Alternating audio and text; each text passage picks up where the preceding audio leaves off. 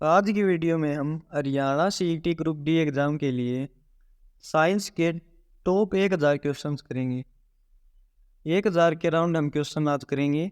अगर आपने ये क्वेश्चन अच्छे से कर लिए तो ये मान के चलिए कि कम से कम 15 में से 12 क्वेश्चंस आपके 101% आपको इसी वीडियो से देखने को मिलेंगे।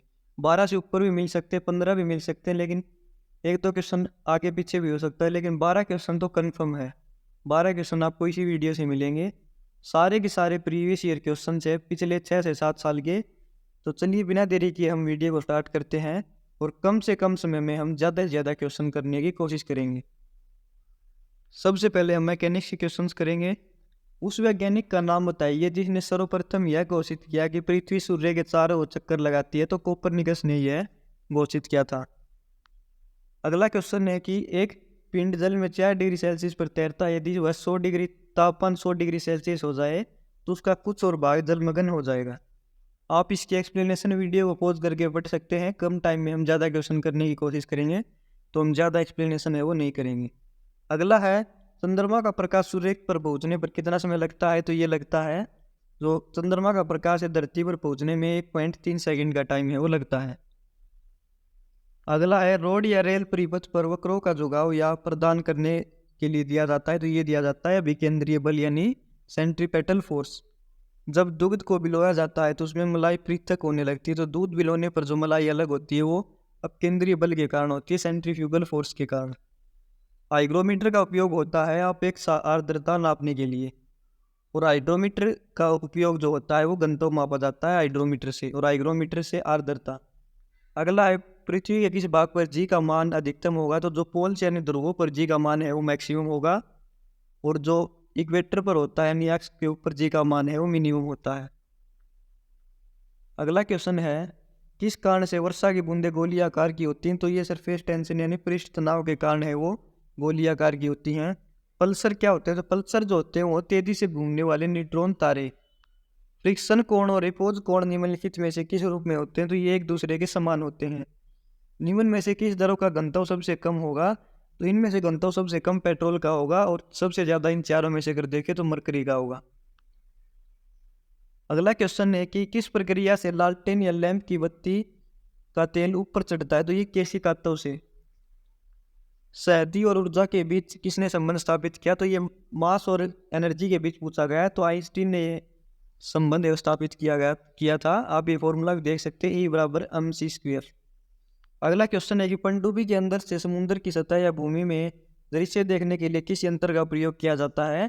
तो ये पेरिस्कोप का यूज होता है पनडुब्बी के अंदर से दृश्य देखने के लिए। अगला है समुद्र में ज्वार भाटे आते हैं। सूर्य और चंद्रमा दोनों के आकर्षण के कारण ज्वार भाटे हैं वो आते हैं।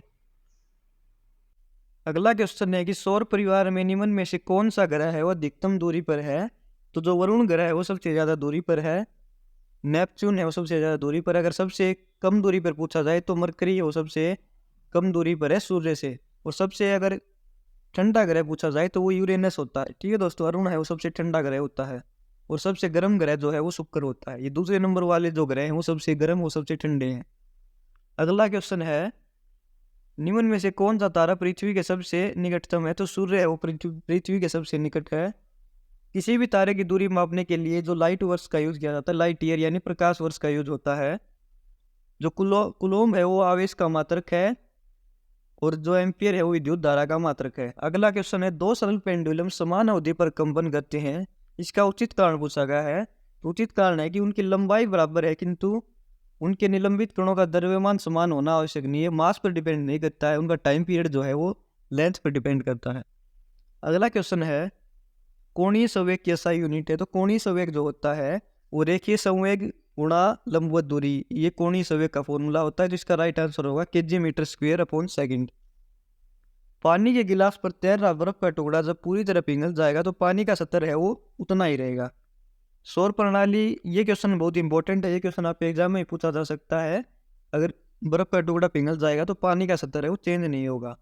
सौर प्रणाली की खोज किसने की थी। तो गैलीलियो ने सौर प्रणाली की खोज की थी। किसके कारण द्रव की मुक्त सतह एक सीट की तरह व्यवहार करती है तथा कम से कम संभव क्षेत्रफल में संकुचित होने की प्रवृत्ति रखती है। तो ये है कोहेशन फोर्स, सहसंजक बल।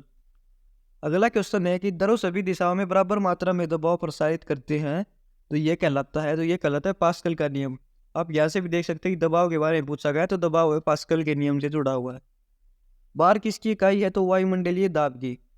बहुत ही अल्प समय अंतराल की शुद्धता से मापा जाता है, तो ये मापा जाता है परमाणुविक घड़ियों द्वारा। जो क्वार्ट्ज का प्रयोग होता है वो साधारण घड़ियों में किया जाता है, जबकि परमाणुक घड़ियों द्वारा बहुत अल्प समय अंतराल को मापा जाता है। अंतरिक्ष में सुदूर गैलेक्सियों का दृश्यावलोकन करने हेतु टेलीस्कोप प्राथमिक रूप से स्थापित किया जाता है, तो ये किया जाता है पृथ्वी के वायुमंडल में प्रकाश एवं अन्य विकिरणों को अवशेषण से बचाने हेतु। जब मलाई से दूध अलग की जाती है तो दूध का घनत्व बढ़ जाता है, तो इसका रीजन भी देख सकते हैं कि जब दूध का घनत्व वो 3 चीज़ों पर डिपेंड करता है, जल, मलाई और सॉलिड नॉन फैट पर। तीनों में मलाई का घनत्व सबसे कम होता है, इसलिए जब मलाई का घनत्व अलग होता है तो SNF का घनत्व बढ़ जाता है, जिससे दूध का भी घनत्व है वो बढ़ जाएगा। सड़कों या रेलवे ट्रैक पर वक्रों पर ढलान दी जाती है, तो यह विकेंद्री बल प्रदान करता है। नेक्स्ट क्वेश्चन है, भूतल पर मौसम गुब्बारा पूर्णतः फूला हुआ नहीं होता, क्योंकि तो इसका रीजन है कि गुब्बारे के भीतर की वायु उठने के साथ फैलने लगेगी और यह फट सकता है, इसके कारण से पूरा भरा हुआ नहीं होता। दूध का घनत्व लैक्टोमीटर के द्वारा मापा जाता है।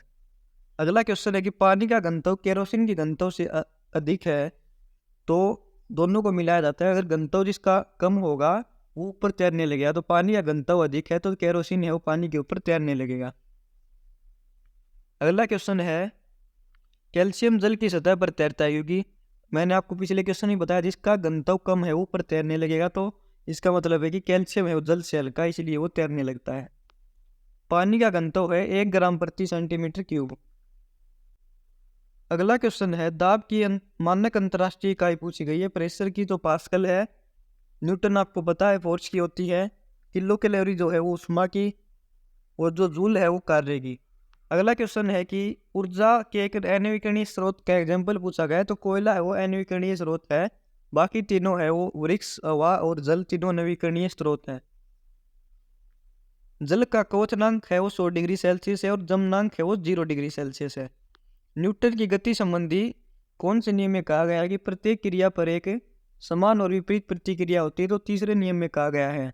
जो पहला नियम है वो जड़त्व का परिकल्पना करता है, और तीसरा नियम के उदाहरण अगर आप देखें तो तैरना, चलना, रॉकेट का नोदन सभी न्यूटन के थर्ड लॉ के एग्जाम्पल हैं। निम्न में से कौन सा ऊर्जा का एक प्राकृतिक स्रोत नहीं है, तो सोलर सेल भी प्राकृतिक है, बायोमास भी, हाइड्रो पावर भी, लेकिन बैटरी नहीं है। कतरनी तनाव को है वो रेडियन में मापा जाता है, जो कतरनी तनाव होता है उसको रेडियन में मापा जाता है। पास्कल है वो प्रेशर की इकाई है, डिग्री है वो कोण की, और जो कैंडेला है वो फ्लक्स की यूनिट है। अगला क्वेश्चन है कि इनमें से अदिश राशि पूछी गई है, तो आयतन है वो अदिश राशि है यानी स्केलर क्वांटिटी है, बाकी एक्सेलरेशन, वेलोसिटी और फोर्स तीनों वेक्टर क्वांटिटी है। तड़ित है वो विद्युत स्थितिकी ऊर्जा का एग्जाम्पल है। निम्नलिखित में से किस प्रकार की गति रेक्टिलिनियर प्रकार की गति का उदाहरण है, तो एक गेंद का उछलना। सूर्य की बाह्यतम परत है जो कोरोना कहलाती है। अगला कि निम्न में से कौन सा क्षयकारी बल है, तो घर्षण बल। पृथ्वी को कोई धूमकेतु और क्षुद्र ग्रहों से बचाने के लिए पृथ्वी को रक्षक कौन है, तो ये बृहस्पति। शुक्र को पृथ्वी की जुड़वा बहन कहा जाता है और मंगल को धरती पुत्र कहा जाता है। नेक्स्ट क्वेश्चन है, पवन की गति मापने के लिए उपकरण का यूज होता है, तो पवन की गति मापने के लिए एनीमोमीटर का यूज होता है। एक प्रकाश वर्ष है वो होता है 9.5 × 10⁻12 किलोमीटर के बराबर। बहुत इंपॉर्टेंट क्वेश्चन है, आपको एक क्वेश्चन ध्यान से करके जाना है, इनमें से आपका एग्जाम में क्वेश्चन है वो छपे मिलेंगे। सूर्य एक तारा है। निम्न में से किस ग्रह का कोई उपग्रह नहीं है, तो शुक्र का कोई उपग्रह नहीं है, केवल 2 ग्रह जिनका कोई उपग्रह नहीं होता, बुध और शुक्र। अगला क्वेश्चन है, एक बर्फ और जल से भरे कटोरे को ठीक 0 डिग्री सेल्सियस पर रखने पर उसमें क्या परिवर्तन होगा, तो कोई परिवर्तन नहीं होगा। अगला क्वेश्चन है, एक पत्थर को ऊर्ध्वाधर ऊपर की ओर उठाने की अपेक्षा एक ढलान सड़क पर लुढ़काना आसान होता है, क्योंकि तो इसका रीजन है कि पत्थर लुढ़काने के लिए किया गया कार्य जो होता है वो उठाने के लिए अपेक्षा में कम होता है। ग्रह टिमटिमाते नहीं है, क्यों? क्योंकि जो पृथ्वी के करीब होते हैं ग्रह, इसके कारण से प्रकाश का अधिकांश भाग में प्राप्त हो जाता है, जिसके फलस्वरूप प्रकाश उत्सर्जन में मामूली सा परिवर्तन होता है जो ध्यान देने योग्य नहीं है। अगला क्वेश्चन है, प्रकाश वर्ष किसकी इकाई है, तो प्रकाश वर्ष सभी को पता है कि डिस्टेंस की यूनिट है ये। ऊंचाई पर जाने पर जल का क्वथना कम हो जाता है क्योंकि वायुमंडलीय जो दाब है वो कम हो जाता है, जिससे बॉइलिंग पॉइंट डिग्रीज हो जाता है। सफेद कोयला है वो जल विद्युत को कहते हैं। न्यूटन की गति का प्रथम नियम है वो जड़ता की उदाहरण देता है। जिसकी वजह से दूध को मथने से मलाई अलग होती है तो वो होता है सेंट्रीफ्यूगल फोर्स। अपमार्जक की सिद्धांत पर सतह को साफ करता है, तो जो अपमार्जक है वो सतही तनाव से अलग करता है। अगला क्वेश्चन है, तूफान की भविष्यवाणी होती है यदि वायुमंडलीय दाब, अगर वायुमंडलीय दाब अचानक से कम हो जाता है तो तूफान की भविष्यवाणी, तूफान आने के चांसेस हैं वो होते हैं। इसके बाद दूसरे चैप्टर पर हम आ गए हैं, हीट से जुड़े हुए क्वेश्चन अब हम करेंगे। भोजन पकाने के पात्र के रूप में उपयोग लेने के लिए किस धातु के लिए निम्न में से कौन सा मानदंड उपयुक्त है? तो अधिक उष्मा चालकता। जब लोहा और काष्ठ को सूर्य के प्रकाश में उद्भासित किया जाता है तो लोह दंड होता है वो जल्दी गर्म हो जाता है। इसका कारण है कि लोहे की उच्चतर उष्मा चालकता, लोहे की चालकता है वो ज्यादा है। पदार्थ के द्वारा उष्मा का स्थानांतरण की प्रक्रिया कणों के बिना वास्तविक गतिमान हुए होती है तो इसको बोलते हैं चालन। 3 प्रकार की प्रक्रिया होती है जो हीट के संचरण की, चालन, संवहन और विकिरण। चालन होती है जिसमें जो कण होते हैं किसी एलिमेंट की उसमें गति नहीं होती, जैसे कि धातुओं में ऊर्जा का संचरण होता है उसको चालन बोलते हैं। संवहन के अंदर होता है कि कणों में वास्तविक गति करानी पड़ती है, जैसे कि वायुमंडली में आप देख सकते हैं कि वायु का गर्म होना ये संवहन का एग्जाम्पल है। और विकिरण होता है कि इसमें किसी माध्यम की आवश्यकता नहीं होती, जैसे सूर्य को से पृथ्वी को ऊष्मा मिलना। अगला है, सूर्य का प्रकाश किस प्रक्रिया से पृथ्वी पर पहुंचता है? तो विकिरण के द्वारा। क्रायोजेनिक्स का मतलब क्या होता है? क्रायोजेनिक्स का मतलब जो होता है दोस्तों वो होता है कि बहुत निम्न तापमान का अध्ययन है वो क्रायोजेनिक्स कहलाता है। ऊष्मा परिवर्तन को मापने के लिए प्रयुक्त उपकरण है तो कैलोरीमीटर से ऊष्मा परिवर्तन को मापा जाता है। विकिरण तापमापी एक साधन है जो माप सकता है, तो अति उच्च तापमान को ये माप सकता है। एक धातु की प्लेट में एक छेद किया जाता है और बाद में प्लेट को तपाया जाता है तो छेद का आकार है वो फट जाएगा। किसी साफ आकाश वाली रात्रि के तापमान नमी अधिक हो सकती है किंतु किसी मेघाच्छिद रात्रि में तापमान में नमी प्राय काफी कम होती है। इसका रीजन क्या है? तो इसका रीजन है कि साफ आकाश पृथ्वी से विकिरण ऊर्जा का सरलता से पलायन होने देते हैं। अगला है कि भट्ठी में सामने खड़े हुए व्यक्ति को ज्यादातर उष्मा किससे प्रक्रिया से मिलती है? तो संवहन से मिलती है। जो भट्ठी के सामने व्यक्ति खड़ा होता है उसको संवहन। भट्ठी से निकलने वाली उष्मा को पास खड़े व्यक्ति तक पहुंचने के लिए किसी माध्यम की आवश्यकता होती है और माध्यम का कार्य वो हवा करती है। थर्मामीटर के तापमान मापने के लिए किस पद का प्रयोग किया जाता है? तो थर्मामीटर में सभी को पता है कि पारे का यूज होता है।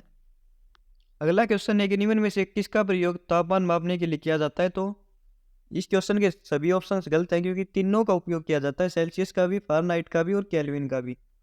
अगला क्वेश्चन है कि यदि हम धातु के एक सिरे को गर्म करते हैं तो उष्मा स्थानांतरण की यह कौन सी प्रक्रिया है? तो यह चालन ने आपको बताया था कि धातुओं के लिए चालन होती है। तापमान की इकाई कौन सी नहीं इनमें से? तो पास्कल है वो प्रेशर की इकाई, ये सभी को पता है, तापमान की इकाई नहीं होती। 1 सीसी पानी का तापमान 1 डिग्री सेल्सियस बढ़ाने के लिए लगने वाली उष्मा को कहते हैं कैलोरी। कैलोरी मात्रक है उष्मा का। शरीर में उत्पन्न ऊर्जा को उष्मा की किस इकाई में मापा और व्यक्त किया जाता है? तो किलो कैलोरी में मापा जाता है। अब हम करेंगे साउंड के क्वेश्चन। पहला क्वेश्चन है कि 20,000 हर्ट्ज से अधिक आवृत्ति की ध्वनि तरंगों को क्या कहते हैं? तो पराश्रव्य यानी अल्ट्रासोनिक्स कहते हैं। जो मनुष्य जो है वो 20 से लेकर 20,000 हर्ट्ज तक की जो ध्वनि है उसको सुन सकता है। एडोमीटर का उपयोग होता है सामुद्रिक गहराई मापने के लिए। विज्ञान की उस शाखा का नाम बताओ जो ध्वनि तथा ध्वनि की तरंगों का अध्ययन करती है। तो इसको एकाउटिक्स बोलते हैं। ध्वनि तीव्रतम गति करती है, तो स्टील के अंदर जो साउंड होती है वो सॉलिड्स के अंदर सबसे तेज गति करती है, निर्वात में गति नहीं कर सकती जो साउंड है। अगला है कि ध्वनि की गति सर्वाधिक होती है, तो इनमें से देख सकते हैं कि अब सॉलिड होती है, सॉलिड के अंदर साउंड है ज्यादा गति करती है, तो लोहा इसका राइट आंसर है। स्त्री वाणी और पुरुष वाणी को पहचानने के लिए ध्वनि की विशेषता होती है, तो ये होती है स्वर, पिच या तारदव। लाउड स्पीकर में कौन सी ऊर्जा ध्वनि ऊर्जा में बदलती है? तो ये विद्युत ऊर्जा है वो ध्वनि ऊर्जा में बदलती है लाउड स्पीकर में।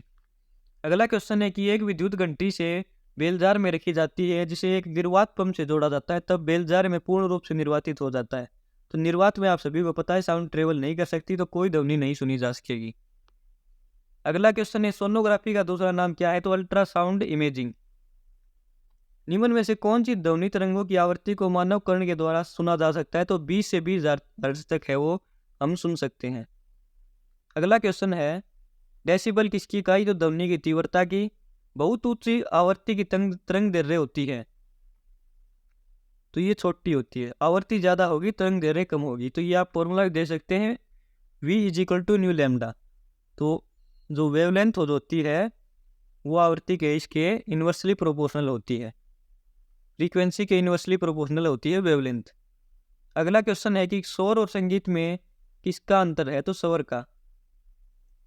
श्रोडिंगर तरंग समीकरण में तरंग प्रकाश V प्रदर्शित करता है, तो V वेलोसिटी को प्रदर्शित करता है। ऊपर आपने फॉर्मूला भी देखा था, इसमें जो कैपिटल V है वो वेलोसिटी को प्रदर्शित करता है, और ये आवृत्ति और वेवलेंथ इसमें तीनों यूज होते हैं। जो वेवलेंथ जो होती है वो आवृत्ति के इन्वर्सली प्रोपोर्शनल होती है। बहुत इंपॉर्टेंट क्वेश्चन है, आपको ये क्वेश्चन जरूर याद रखनी है। अगला है कि निम्न में से किस तरह की आवृत्ति अत्यधिक होती है? तो गामा किरण की जो आवृत्ति वो सबसे ज्यादा होती है। आप सभी की आवृत्ति भी देख सकते हैं यहाँ पर, गामा की सबसे अधिक होती है। रेडार बंदूक है वो किस सिद्धांत पर कार्य करती है? डोपलर प्रभाव पर कार्य करती है। एक्स किरणों की खोज की थी रोंटजन ने। शोर की तीव्रता किस में मापी जाती है? तो डेसिबल में मापी जाती है। ध्वनि का शोर डेसिबल में मापा जाता है। अगला क्वेश्चन है मनुष्य के कान कितनी रव की प्रास सुन सकते हैं? तो ये 20 से 20,000 हर्ट्ज। ये बहुत इंपॉर्टेंट क्वेश्चन है। ध्वनि सुनने माध्यम से संचालित नहीं कर सकती, बताया था कि निर्वात में संचालित नहीं होती जो ध्वनि होती है। आयनकारी विकिरण जो प्रकृति से विद्युत चुंबकीय है वो होते हैं एक्सरे। अगला अब हम लाइट के क्वेश्चंस करेंगे। प्रकाश का नीला रंग प्रकट होने के साथ संबंधित प्रकाश की परिघटना है तो स्कैटरिंग। अगला क्वेश्चन है कि निम्नलिखित 4 शब्दों में से 3 किसी रूप में समान है जबकि चौथा भिन्न है, उस विषम शब्द का चयन कीजिए। तो मेडुला। बाकी तीनों आंखों से जुड़े हुए हैं, सभी को पता है, प्यूपिल, आइरिस और मेडुला। प्यूपिल, आइरिस और कॉर्निया। अगला है ट्रेकोमा के द्वारा कौन सी अंतरिका प्रभावित होती है? तो नेत्र। नेक्स्ट क्वेश्चन है कि प्रकाशीय तंतु किस परिघटना पर आधारित है? तो यह है टोटल इंटरनल रिफ्रैक्शन यानी कि पूर्ण आंतरिक परावर्तन। निकट दृष्टि दोष के लिए किस लेंस का प्रयोग किया जाता है? तो कॉनकेव लेंस का, और दूर दृष्टि दोष के लिए कॉन्वेक्स लेंस का। मरीचिका किसका उदाहरण है? तो ये प्रकाश के अपवर्तन और पूर्ण आंतरिक परावर्तन का।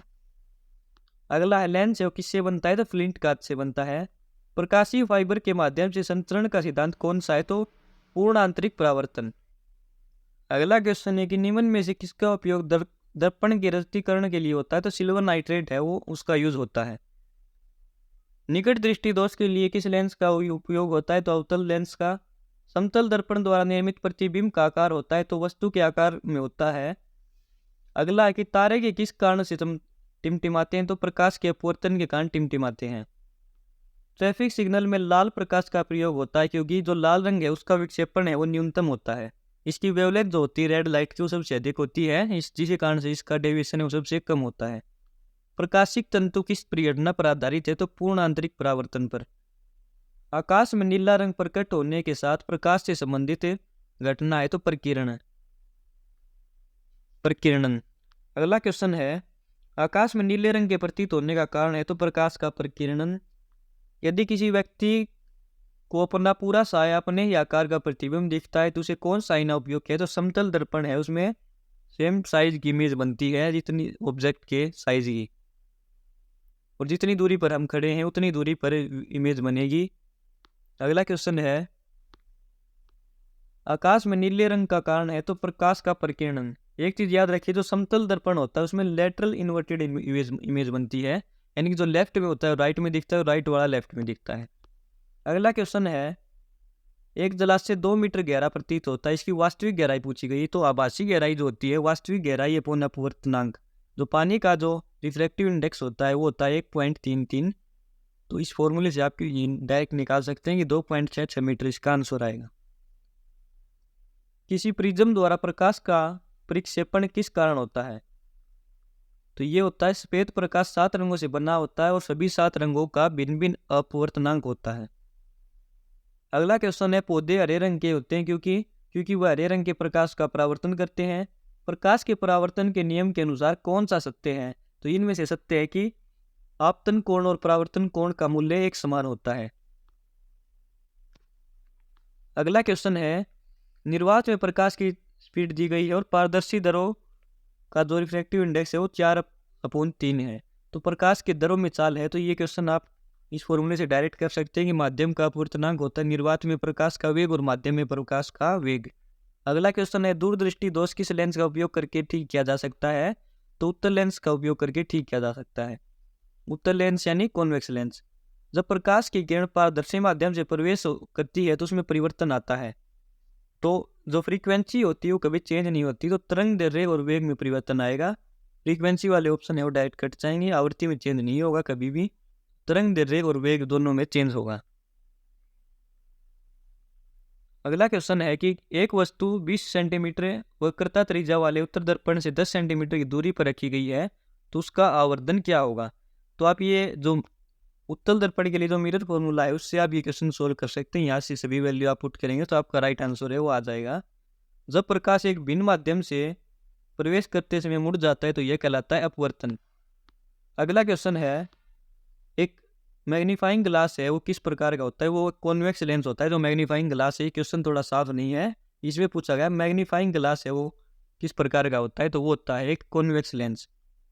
गाड़ियों का रियर व्यू मिरर के रूप में आमतौर पर जो रियर व्यू मिरर पूछा गया है गाड़ियों का, तो उत्तल दर्पण यूज होता है उसमें। इसके बाद नेक्स्ट क्वेश्चन है, प्रकाश की किरणें हमेशा है वो सीधी रेखा में। ये इंपॉर्टेंट क्वेश्चन है कि जो प्रकाश की जो किरणें होती है वो हमेशा सीधी रेखा में यात्रा करती हैं। जब प्रकाश है वो प्रिज्म से गुजरता है तो 7 रंगों में विघटित हो जाता है, सभी को पता है इस क्वेश्चन का। अवतल दर्पण को कन्वर्जिंग लेंस भी कहा जाता है। एक अवतल लेंस हमेशा प्रतिबिंब कैसा बनाता है?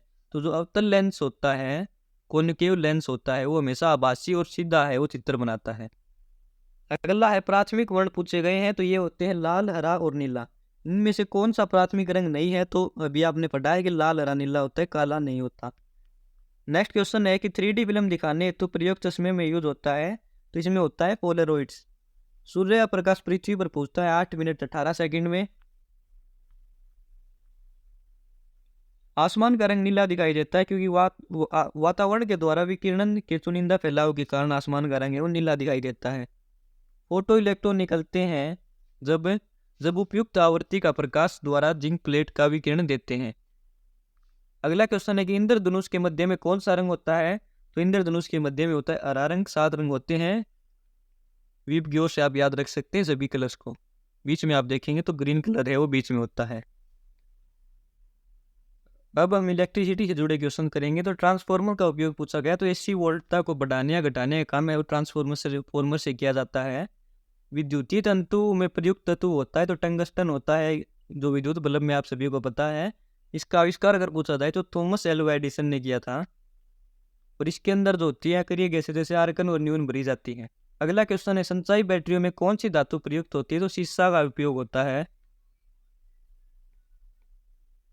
अगला है कि विद्युत धारा का परिमाण मापने के लिए मीटर का यूज होता है। विद्युत धारा उत्पन्न करने के लिए प्रयुक्त युक्ति कहलाती है जनरेटर से उत्पन्न किया जाता है। विद्युत रासायनिक प्रक्रिया जो एनोड पर होती है उसे बोलते हैं ऑक्सीकरण। अगला क्वेश्चन है, वोल्ट मीटर आमतौर पर चालक विद्युत परिपथ में 2 सिरों के बीच विभवांतर मापने के लिए प्रयोग होता है। विद्युत परिपथ में वोल्ट मीटर आमतौर पर, तो वोल्ट मीटर पूछा गया तो समानांतर क्रम में जोड़ा जाता है, यानी कि पैरेलल में ये जोड़ा जाता है। जब किसी एक दंड चुंबक से 2 काट दिए जाते हैं, 2 टुकड़े कर दिए जाते हैं, किसी चुंबक जो होती है उसके बीच में से 2 टुकड़े कर दिए जाते हैं, 2 चुंबक बन जाती है। जो ये नॉर्थ और साउथ पोल होते हैं, जो चुंबक ये कभी अलग नहीं हो सकते, नॉर्थ साउथ ये कभी अलग नहीं होगी, बीच में से काटेंगे तो 2 चुंबक बन जाएंगी नॉर्थ साउथ पोल की। ठीक है दोस्तों, सौर सेल को बनाने के लिए किस तत्व का प्रयोग होता है? तो सिलिकॉन का प्रयोग होता है। चुंबकीय क्षेत्र तीव्रता की मीटरी की इकाई क्या है? तो टेस्ला इसकी होती है यूनिट। एसी से डीसी में बदलना कहलाता है रेक्टिफिकेशन यानी दिष्टकरण। एसी से डीसी में बदलने का वाला यंत्र होता है रेक्टिफायर, और डीसी से एसी में बदलने वाला इन्वर्टर। अगला क्वेश्चन है कि इनमें से कौन सी बैटरी रख रखाव मुक्त नहीं है? तो निकल कैडमियम नहीं है। अगला क्वेश्चन है, धनात्मक आवेश वहन करते कण अचानक पृथ्वी की गति करना प्रारंभ करते हैं, पृथ्वी का चुंबकीय क्षेत्र उसको किस तरफ विक्षेपित करेगा? तो पूर्व की तरफ विक्षेपित करेगा। एक अचिन्हित घोड़े की नाल चुंबक के ध्रुवों को ज्ञात किया जा सकता है चुंबकीय कंपास के द्वारा। अगला जो क्वेश्चन है वो है वोल्टेज को कम या अधिक करने वाले यंत्र को ट्रांसफॉर्मर कहते हैं। ऊपर भी पढ़ा था ये क्वेश्चन। पानी का विद्युत अपघटन किस अनुपात में हाइड्रोजन और ऑक्सीजन का उत्पादन करता है? तो सभी को पता है कि हाइड्रोजन के 2 अणु होते हैं और ऑक्सीजन का 1 अणु H2 के अंदर, तो 2:1 इसका राइट आंसर है। अगला है कि 2 प्रतिरोधक है वो 24 ओम और 6 ओम के श्रेणी में जोड़े जाते हैं, यानी सीरीज में जोड़े जाते हैं। तो तब सीरीज में जोड़े जाएंगे तो डायरेक्ट ऐड हो जाएंगे, तो टोटल रेजिस्टेंस R1 + R2 हो जाएगा। अगर यही पैरेलल में जोड़े गई होती तो इसका फॉर्मूला होता 1/R = 1/R1 + 1/R2। बहुत इंपॉर्टेंट क्वेश्चन है, इनमें से आपके न्यूमेरिकल पूछे जाने का पूरा चांसेस है इस रेजिस्टेंस वाले फॉर्मूले से। बिजली विद्युत शक्ति की मानक अंतर्राष्ट्रीय इकाई है, तो वोट इसकी मानक अंतर्राष्ट्रीय इकाई है। एक बिजली बल्ब 240 वोल्ट के जनरेटर से जुड़ा है, तो करंट इसका 0.5 एम्पियर है। तो पावर पूछी गई है, तो पावर का फॉर्मूला सभी को पता है, P = VI। तो यहाँ से वैल्यू पुट करेंगे तो 120 वाट राइट आंसर होगा। विद्युत आवेश की इकाई पूछी गई तो कूलम्ब। एक वॉशिंग मशीन एक इलेक्ट्रिक मोटर विद्युत ऊर्जा को बदलती है, तो यांत्रिक ऊर्जा में बदलती है। बार चुंबक को स्वतंत्र रूप से लटकाने पर यह उत्तर दक्षिण दिशा की तरफ इशारा करती है। अगला क्वेश्चन है निम्न में से कौन सा तत्व ऊर्जा प्राप्त करता है और उसके बाद या तो उसे गर्मी में परिवर्तित हो जाता है या विद्युत या चुंबकीय क्षेत्र में संग्रहित करता है? तो ये निष्क्रिय। अगले क्वेश्चन में चालकता की SI यूनिट पूछी गई, तो महो पर मीटर इसकी SI यूनिट होगी। इलेक्ट्रिक हीटर में उपयोग किया जाने वाला तत्व होता है नाइक्रोम या निक्रोम। अगला क्वेश्चन है कि फ्यूज टायर में पूछा गया, तो फ्यूज जो वायर होता है उसके अंदर 67% शीशा होता है और 33% है वो टिन होता है। इंसुलेटर के मामले में तापमान में कमी आने पर प्रतिरोधकता जो है वो बढ़ जाती है। एक स्थायी चुंबक मूविंग कोयल का प्रयोग एक गैल्वेनोमीटर में के रूप में किया जाता है। अगला क्वेश्चन है कि एक पदार्थ की अपनी चुंबकता को बनाए रखने की क्षमता को इसको बोलते धारणता। निम्न में से कौन सा एक निर्भर विद्युत स्रोत नहीं है? तो ये नहीं है, सर्किट के पास एक तांबे का प्रतिरोध, ये नहीं है, बाकी तीनों है। अगला क्वेश्चन है ट्रांसफॉर्मर जो है वो एक पैसिव तत्व का उदाहरण है, यानी निष्क्रिय तत्व का उदाहरण है। बिजली के बल्ब में फिलामेंट के रूप में जो होता है वो टंगस्टन का यूज होता है, सभी को पता है। अगला क्वेश्चन है कि बिजली विद्युत शक्ति मापने के लिए निम्नलिखित में से कौन सी इकाई इस्तेमाल होती है? तो वाट। अगला क्वेश्चन है क्रमशः 5 ओम 10 ओम और 30 ओम मान वाले 3 प्रतिरोधक एक दूसरे से पैरेलल में जुड़े हुए हैं, तो इसका फॉर्मूला बताया था मैंने कि 1/R = 1/R1 + 1/R2 और 3 जुड़े हुए हैं तो प्लस में 1/R3। तो ये फॉर्मूला लगा के आप डायरेक्ट सोल्व कर सकते हैं कि 1/5 + 1/10 + 1/30, तो इसका आंसर 3 ओम आएगा। अगला क्वेश्चन है 1 किलोवाट आवर = 3.7 × 10⁶ जूल। 1 वाट बराबर होता है 1 जूल प्रति सेकंड। अगला क्वेश्चन है चुंबकीय फ्लक्स को मापने के लिए कौन सी इकाई का इस्तेमाल होता है? वेबर का। बैटरी की खोज की थी वोल्टा ने। एक इलेक्ट्रिक सेल में कौन सी ऊर्जा विद्युत ऊर्जा में बदलती है? जो इलेक्ट्रिक सेल होता है उसमें केमिकल एनर्जी है वो विद्युत ऊर्जा में बदलती है। एक देश में विशेष वर्ष से उत्पादित कुल विद्युत ऊर्जा है वो 7.5 × 10⁻11 किलोवाट आवर है। तो ऊर्जा में बदले गए भार की मात्रा है वो 30 किलोग्राम हो गया। आप यहाँ से डायरेक्ट सोल्व कर सकते हैं, ये फॉर्मूला दिया हुआ है, इससे आप सोल्व कर सकते हैं इसको। अपेक्षाकृत विद्युत कणों का उच्च केंद्रण यह किसकी विशेषता है? तो आयन मंडल की। निम्न में से एक्स और वाई क्या दर्शाते हैं? जो एक्स और वाई हैं वो क्या दर्शाते हैं, ये पूछा गया। ये क्वेश्चन पूरा नहीं है क्योंकि इसमें एक्स और वाई भी नहीं दिया हुआ है, और इस क्वेश्चन को हम बाद में करेंगे। अब हम करेंगे केमिस्ट्री के टॉपिक्स। पहला टॉपिक है एटम। पहला क्वेश्चन है कि न्यूट्रॉन की खोज है वो किसने की थी? चैडविक ने न्यूट्रॉन की खोज की थी। अगला है कि परमाणु क्रमांक 20 वाले तत्वों को आवर्त सारणी में किस आवर्त में रखा जाएगा? तो चौथे आवर्त में रखा जाएगा। कैल्शियम है उसका परमाणु क्रमांक जो होता है, एटॉमिक नंबर होता है कैल्शियम का, वो होता है 20। अगला क्वेश्चन है कि जब आप आवर्त सारणी में बाई ओर चलते हैं तो तत्वों का परमाणु क्रमांक, तो ये दे रखा है कि जब आप बाई ओर चलते हैं तो एटॉमिक नंबर जो होगा वो बाई ओर डिक्रीज होता है और दाई और जब हम जाएंगे तो एटॉमिक नंबर है वो इंक्रीज होगा। अगला क्वेश्चन है कि आवर्त सारणी में विदित तत्वों की संख्या, तो 118 एलिमेंट है पीरियोडिक टेबल में। आवर्त सारणी में तत्वों को ये एटॉमिक नंबर के अनुसार अरेंज किए गए हैं, एटॉमिक नंबर के अनुसार जो एलिमेंट्स है उनको पीरियोडिक टेबल में। अगला पूछा है कि उत्कृष्ट गैस यानी कि जो नोबल गैसेज है वो कौन से ग्रुप में है, तो 18वें ग्रुप में है नोबल गैसेज है। नोबल गैसेज जैसे हीलियम, नियोन, आर्गन, ये सभी है वो एटॉमिक गैसेज हैं। अगला क्वेश्चन है कि नोबल गैसेज है वो 18वें ग्रुप में है। अगला क्वेश्चन है कि डैश सारणी कुछ विशेष कारकों पर आधारित रासायनिक तत्वों की व्यवस्थित व्यवस्था है, तो यह आवर्त सारणी है वो एक व्यवस्थित व्यवस्था है, पीरियोडिक टेबल। अगला इंपॉर्टेंट क्वेश्चन है कि ये थोड़ा साफ नहीं आया है पेज, लेकिन मैं आपको पढ़ के बता देता हूँ कि आवर्त सारणी के जो जनक है वो है मेंडेलीव। आधुनिक आवर्त सारणी के जनक है वो है हेनरी मोजले। जो आधुनिक आवर्त सारणी है उसमें 7 पीरियड हैं और 18 ग्रुप है और 118 टोटल एलिमेंट है। ठीक है दोस्तों। अगला क्वेश्चन दिया गया है कि मास नंबर दिया हुआ है 39 और एटॉमिक नंबर है 19, तो प्रोटॉन की संख्या पूछी गई। जो प्रोटॉन की संख्या होती है वो एटॉमिक नंबर के बराबर होती है। अगर हमें न्यूट्रॉन की संख्या पूछी गई होती तो 39 में से 19 को घटा देते तो न्यूट्रॉन की संख्या वो आ जाती 20। अगला क्वेश्चन है कि सोने का चिन्ह पूछा गया है, तो गोल्ड का जो होता है वो AU होता है, सिल्वर का AG होता है, शीशे का PB होता है और टिन का SN होता है। नेक्स्ट क्वेश्चन है कि आवर्त सारणी में किस आवर्त में S और P ब्लॉक तत्व दोनों होते हैं, तो दूसरा और तीसरा आवर्त।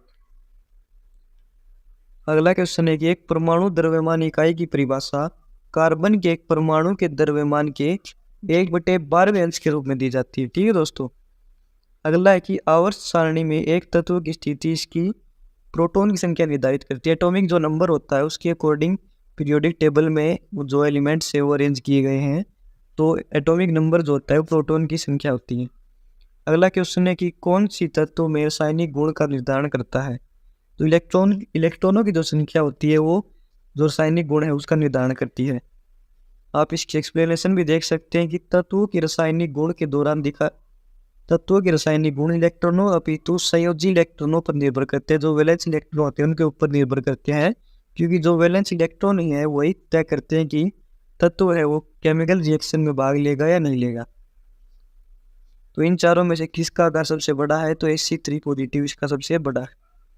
अगला है कि Zr और HF की परमाणविक और आयोनिक त्रिज्या समान है, क्यों? क्योंकि लेंथेनॉइड संकोचन के कारण। इसकी एक्सप्लेनेशन भी आप पूरी तरीके से पढ़ सकते हैं कि पूरा डिटेल में दिया हुआ है हर एक क्वेश्चन का आंसर। अगला क्वेश्चन है कि कौन सा विकल्प सोडियम परमाणु के आधे मोल का द्रव्यमान दर्शाता है, तो सोडियम का आपको एटॉमिक मास पता है कि 23 है, इसका आधा पूछा गया तो 11.5 इसका आंसर होगा। अगला है कि आधुनिक आवर्त श्रेणी में कितने ब्लॉक हैं, तो 4 ब्लॉक है, S, P, D और F।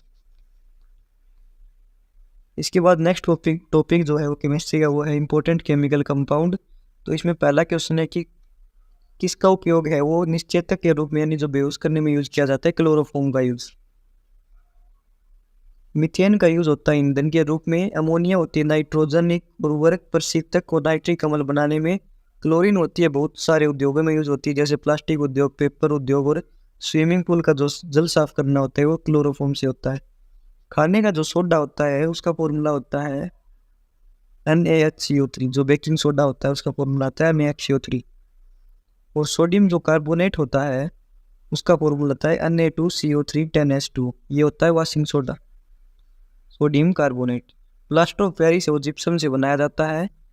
जिप्सम का फॉर्मूला होता है CaSO4 2H2O और प्लास्टर ऑफ पेरिस का होता है CaSO4 ½ H2O।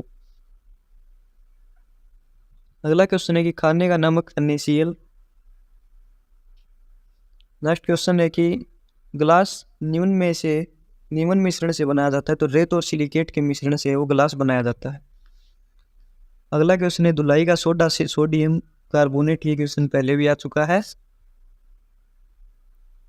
सीमेंट की खोज किसने की थी, तो जोसेफ एस्पादिन ने सीमेंट की खोज की थी 1824 में। अगला है कि कौन सा यौगिक थोड़ा गर्म करने पर ऑक्सीजन छोड़ता है, तो ये मर्क्यूरिक ऑक्साइड है वो HgO जो है मर्क्यूरी ऑक्साइड, वो गर्म करने पर ऑक्सीजन है वो छोड़ता है। नेक्स्ट क्वेश्चन है, पानी का रासायनिक सूत्र क्या है? पानी का रासायनिक सूत्र आप सभी को पता है, H2O है वो वाटर का फॉर्मूला होता है। इस यौगिक का नाम पूछा गया है Na2H2O3, तो इसका है सोडियम थियोसल्फेट। सोडियम बाइकार्बोनेट का जो बाजारू नाम है वो है पाक सोडा। धोने का सोडा होता है सोडियम कार्बोनेट। ब्लीचिंग पाउडर होता है कैल्शियम ऑक्सीक्लोराइड CaOCl2। अगला क्वेश्चन है, प्लास्टर ऑफ पेरिस में कौन सा धातु पाया जाता है? प्लास्टर ऑफ पेरिस का फॉर्मूला आपको पता है CaSO4 इसमें कैल्शियम है वो पाई जाती है। पानी की स्थायी कठोरता क्या मिलाने से दूर होती है? जो वॉशिंग सोडा होता है उससे पानी की स्थायी कठोरता है वो दूर होती है।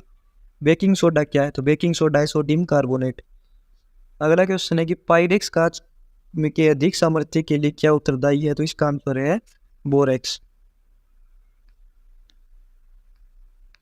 इसके बाद अगला टॉपिक है एसिड और बेस। तो मानव जो रक्त होता है ह्यूमन ब्लड, उसका पीएच पूछा गया है, तो ये 7.4 होता है ये इसका पीएच मान। जल की स्थायी कठोरता का कारण है कैल्शियम सल्फेट की उपस्थिति जल की स्थायी कठोरता का कारण है। तो यहाँ पर पूरी तरीके से एक्सप्लेन किया हुआ है स्थायी कठोरता को भी और अस्थायी कठोरता को भी। परमानेंट हार्डनेस और टेम्परेरी हार्डनेस को आप पढ़ सकते हैं इसको वीडियो को पॉज करके। अगला है कि टमाटर में कौन सा अम्ल है वो पाया जाता है? तो टमाटर में ऑक्जेलिक अम्ल पाया जाता है टमाटर के अंदर। सिरका के अंदर एसिटिक अम्ल पाया जाता है। फॉर्मिक अम्ल पाया जाता है चींटी के डंक में। टार्ट्रिक अम्ल जो पाया जाता है वो इमली में। और आंवला में पाया जाता है स्कोर्बिक अम्ल। चाय में मैलिक, दही में लैक्टिक और मक्खन में ब्यूटेरिक अम्ल, नींबू में सिट्रिक अम्ल। अगला है कि स्विमिंग पूल के जल में विसंक्रमण के लिए रसायन का प्रयोग होता है, क्लोरीन है। ये स्विमिंग पूल के जल को साफ करने के लिए किया जाता है। ये मनुष्यों के लिए खतरनाक हो सकता है। शीतल पेय यानी कोल्ड ड्रिंक्स में कौन सा एसिड होता है? तो कार्बनिक एसिड जो होता है कोल्ड ड्रिंक्स में होता है। अम्ल वर्षा जो होती है वो होती है सल्फ्यूरिक और नाइट्रिक अम्ल दोनों के कारण। अम्ल वर्षा किस श्रेणी को कहते हैं? कि जो बारिश का जो जल होता है उसका पीएच मान अगर 5.6 से कम हो, 5.6 से कम जब जल का पीएच हो जाता है जो बारिश के पानी का, तो उसे एसिड रेन बोलते हैं। इनको मैच करना है तो एसिटिक अम्ल है वो सिरका में पाई जाती है। टैनिक अम्ल जो है वो चाय में। एमिनो अम्ल है वो प्रोटीन में। और लैक्टिक अम्ल है वो दूध में पाया जाता है दोस्तों। तो इसका आंसर आप देख सकते हैं कि 4, 3, 2, 1। बफर विलयन, तो बफर विलयन है पीएच के परिवर्तन में प्रतिरोध करता है। अगला क्वेश्चन है, बफर विलयन का एक उदाहरण है, तो ये है CH3COOH CH3COONH। आप देख सकते हैं बफर विलयन को प्राप्त करने के लिए अक्सर दो अम्लों, दो क्षारकों को मिश्रित किया जाता है। तो एसिटिक अम्ल और सोडियम एसिटेट का मिश्रण है, ये बफर का एक सॉल्यूशन है, बफर विलयन का एक एग्जाम्पल है। कौन सा लवण जल अपघटित होता है? तो ये होता है CH3COONH सोडियम एसिटेट। वायु में उद्भासित होने पर ताजे बोतल जल का पीएच थोड़ा कम हो जाता है, क्योंकि वायु की कार्बन डाइऑक्साइड जल में घुलती है। इसी कारण से जो पीएच होता है फिर वो थोड़ा कम हो जाता है। अगला क्वेश्चन है, शुद्ध जल का जो पीएच होता है वो 7 होता है। और जल को जब खुले वातावरण में छोड़ देते तो ये हल्का अम्लीय हो जाता है, क्योंकि जल में वायु में उपस्थित जो कार्बन डाइऑक्साइड होती है वो जल के साथ मिल जाती है। अगला क्वेश्चन है, साबुनीकरण के पश्चात विलयन से साबुन को अलग करने में साधारण नमक किस प्रकार सहायक है? साबुन की जो घुलनशीलता होती है उसको कम कर देता है सहायक नमक, जो साधारण नमक है। जल ना अम्लीय होता है ना क्षारीय होता है। क्यों? ये होता है क्योंकि यह समान हाइड्रोजन आयन संख्या में वियोजित होता है।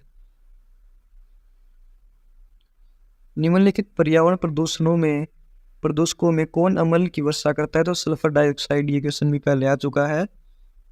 जिस पानी से कैल्शियम बाइकार्बोनेट और मैग्नीशियम बाइकार्बोनेट जैसे खनिजों का उच्चतम स्तर होता है उसे कठोर जल कहते हैं। निम्न में से कौन सा वातावरणीय प्रदूषक अम्लीय वर्षा पैदा करता है? तो ये क्वेश्चन भी बार बार पूछा जाता है। तो ये है जीवाश्म ईंधनों को जलाने से जो नाइट्रस ऑक्साइड और सल्फर और नाइट्रोल और डाइऑक्साइड जो मिलती है उसके कारण ये होता है, NO2 और SO2 के कारण। अगला है, जल रसायन उपचार संयंत्रों में क्लोरामाइन प्रयोग किए जाने का क्या प्रयोजन है? क्योंकि जल को विसंक्रमित करना और रोगाणुओं को नष्ट करना। अगला क्वेश्चन है कि जिस अभिक्रिया में अम्ल क्षार के साथ प्रतिक्रिया करते हैं और पानी बनाता है, उस अभिक्रिया को कहते हैं न्यूट्रलाइजेशन रिएक्शन या निष्प्रभावीकरण। एसिड और बेस रिएक्ट करके साल्ट और वाटर बनाते हैं, इसको न्यूट्रलाइजेशन रिएक्शन बोलते हैं। एथोनिक एसिड का नाम पूछा गया तो एसिटिक एसिड इसका नाम होता है। इसका जो केमिकल फॉर्मूला होता है वो होता है CH3COOH। शुद्ध पानी का pH 7 होता है, और अगर पानी का जो बारिश के पानी का अगर pH 5.6 से नीचे होता है तो उसे एसिड रेन बोलते हैं। जो अम्ल होते हैं यानी एसिड होते हैं उनका pH मान होता है 7 से कम, और जो बेस होते हैं उनका 7 से ज़्यादा। अगला क्वेश्चन है कि समुद्र के पानी में का खारापन समुद्र के पानी में 1 किलोग्राम साधारण नमक की मात्रा से निश्चित होता है। अगला क्वेश्चन है कि अम्ल वर्षा मुख्य रूप से वातावरण में जो होती है वो सल्फर डाइऑक्साइड और नाइट्रोजन ऑक्साइड के कारण। कौन सा तत्व सभी अम्लों के लिए समान है? तो हाइड्रोजन। सभी अम्लों की पहचान जो होती है उनमें हाइड्रोजन आयन होता है, जो जल में अम्ल के घोले जाने पर अलग हो जाता है। नींबू में पाए जाने वाले एसिड का नाम होता है सिट्रिक अम्ल। नरम पानी से कठिन पानी अलग है क्योंकि, तो नरम पानी से कठिन पानी अलग होता है क्योंकि ये मार्जक के साथ धीरे धीरे जाग देता है। कठोर जल साबुन के साथ जाग बहुत धीरे या बहुत कम बनाता है। अगला क्वेश्चन है कि किसका प्रयोग के द्वारा किसी भी रसायन का उपयोग किए बिना पानी पीने योग्य बनाया जाता है? तो यूवी जो रेज अल्ट्रा वायलेट तरंग उसके द्वारा बनाया जाता है। बॉयलर के लिए इस्तेमाल किया जाने वाला पानी का pH मान लगभग 10.5 होना चाहिए, 10.5 होना चाहिए। ठंडे देशों में सर्दियों के दौरान बर्फीली सड़कों पर बर्फ पिघलाने के लिए नमक मिलाया जाता है बर्फ में।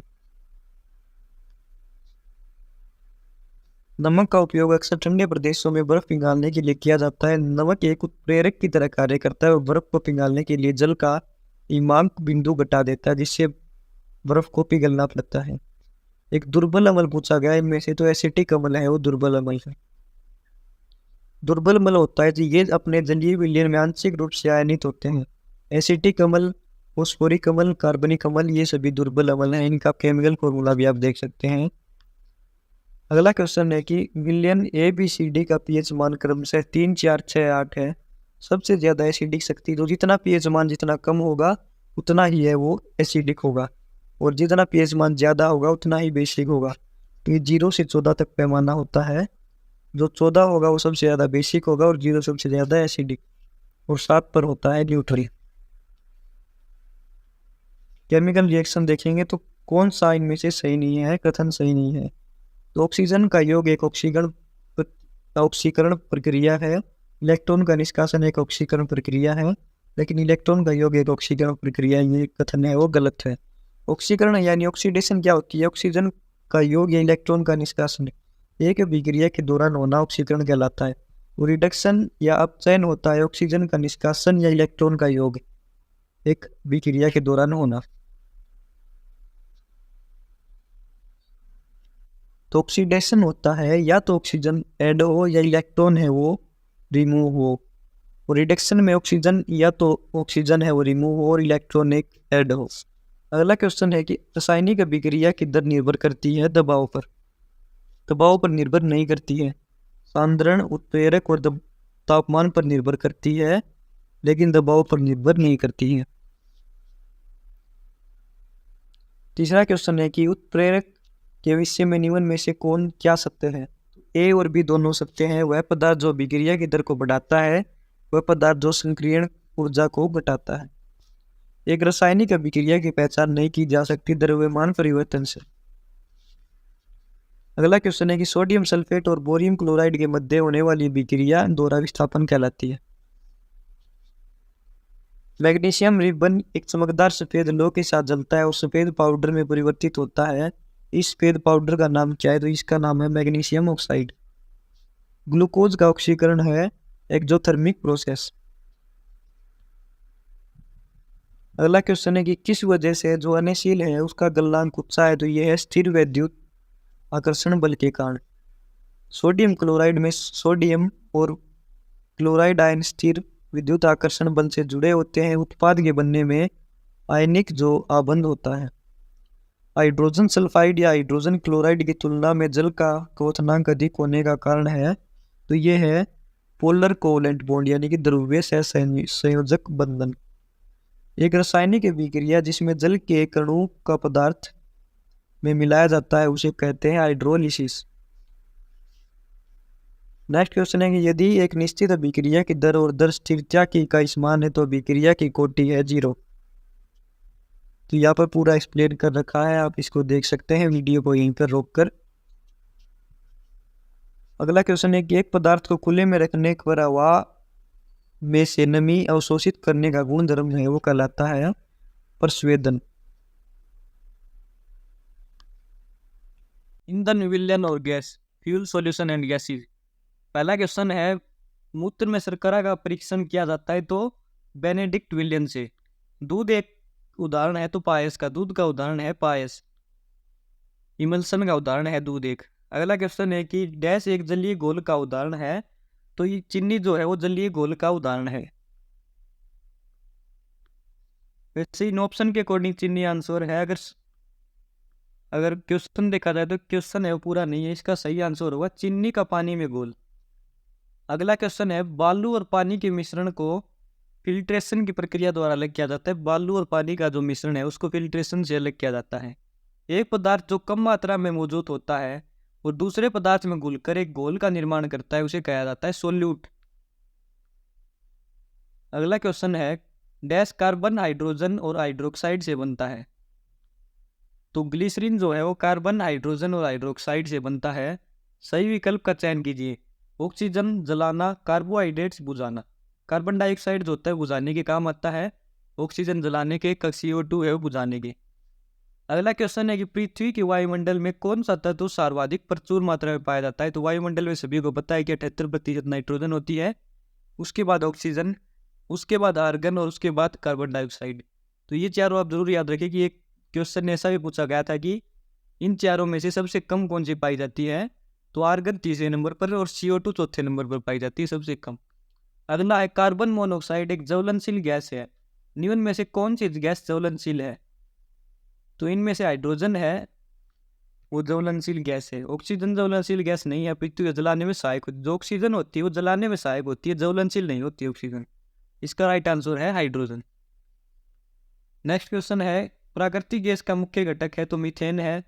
वायुमंडल के ईंधन गैसोलीन में ग्लाइकोल क्यों डाला जाता है। तो पेट्रोल को जमने से रोकने के लिए।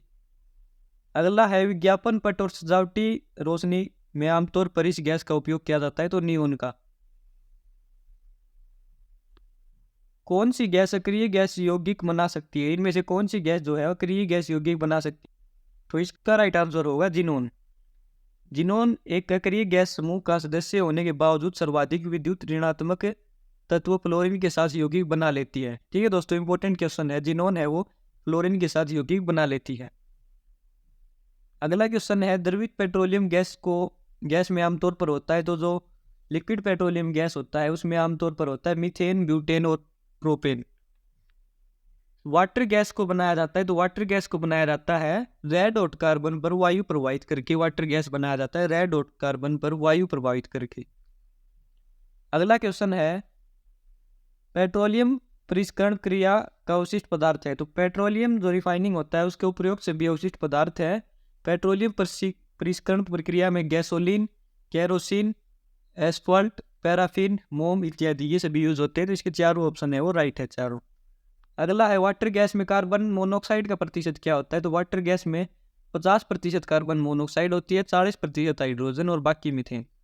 जेट वायुयानों को उड़ाने के लिए प्रयुक्त ईंधन में होता है शुद्ध क्या हुआ केरोसिन। यूरिया में नाइट्रोजन किस रूप में विद्यमान होता है। तो यूरिया में नाइट्रोजन अमाइड के रूप में विद्यमान होता है। निश्चित द्रव्यमान की गैसों के लिए स्थिर तापमान पर यदि हम आयतन कम करें तो दबाव है वो इंक्रीज होगा, दबाव बढ़ता है। धान की खेतों से मुख्य रूप से निम्नलिखित में से कौन सा ग्रीन हाउस गैस उत्पन्न होता है। तो मीथेन। अगला क्वेश्चन है प्राकृतिक गैस का मुख्य संघटक है वो भी मीथेन है। बहुत इंपॉर्टेंट क्वेश्चन है ये। क्वेश्चन दूसरी बार पूछा गया है। 1984 में भोपाल गैस त्रासदी में मिथाइल आइसोसाइनाइड। ठीक है दोस्तों, इंपॉर्टेंट क्वेश्चन है। मिथाइल आइसोसाइनेट गैस है वो रिलीज हुई थी। अगला क्वेश्चन है कि निम्न में से कौन अक्रिय गैस का उदाहरण नहीं है? तो हाइड्रोजन सभी को पता है कि अक्रिय गैस नहीं है, हीलियम भी है, नियोन भी है, जिनोन भी है।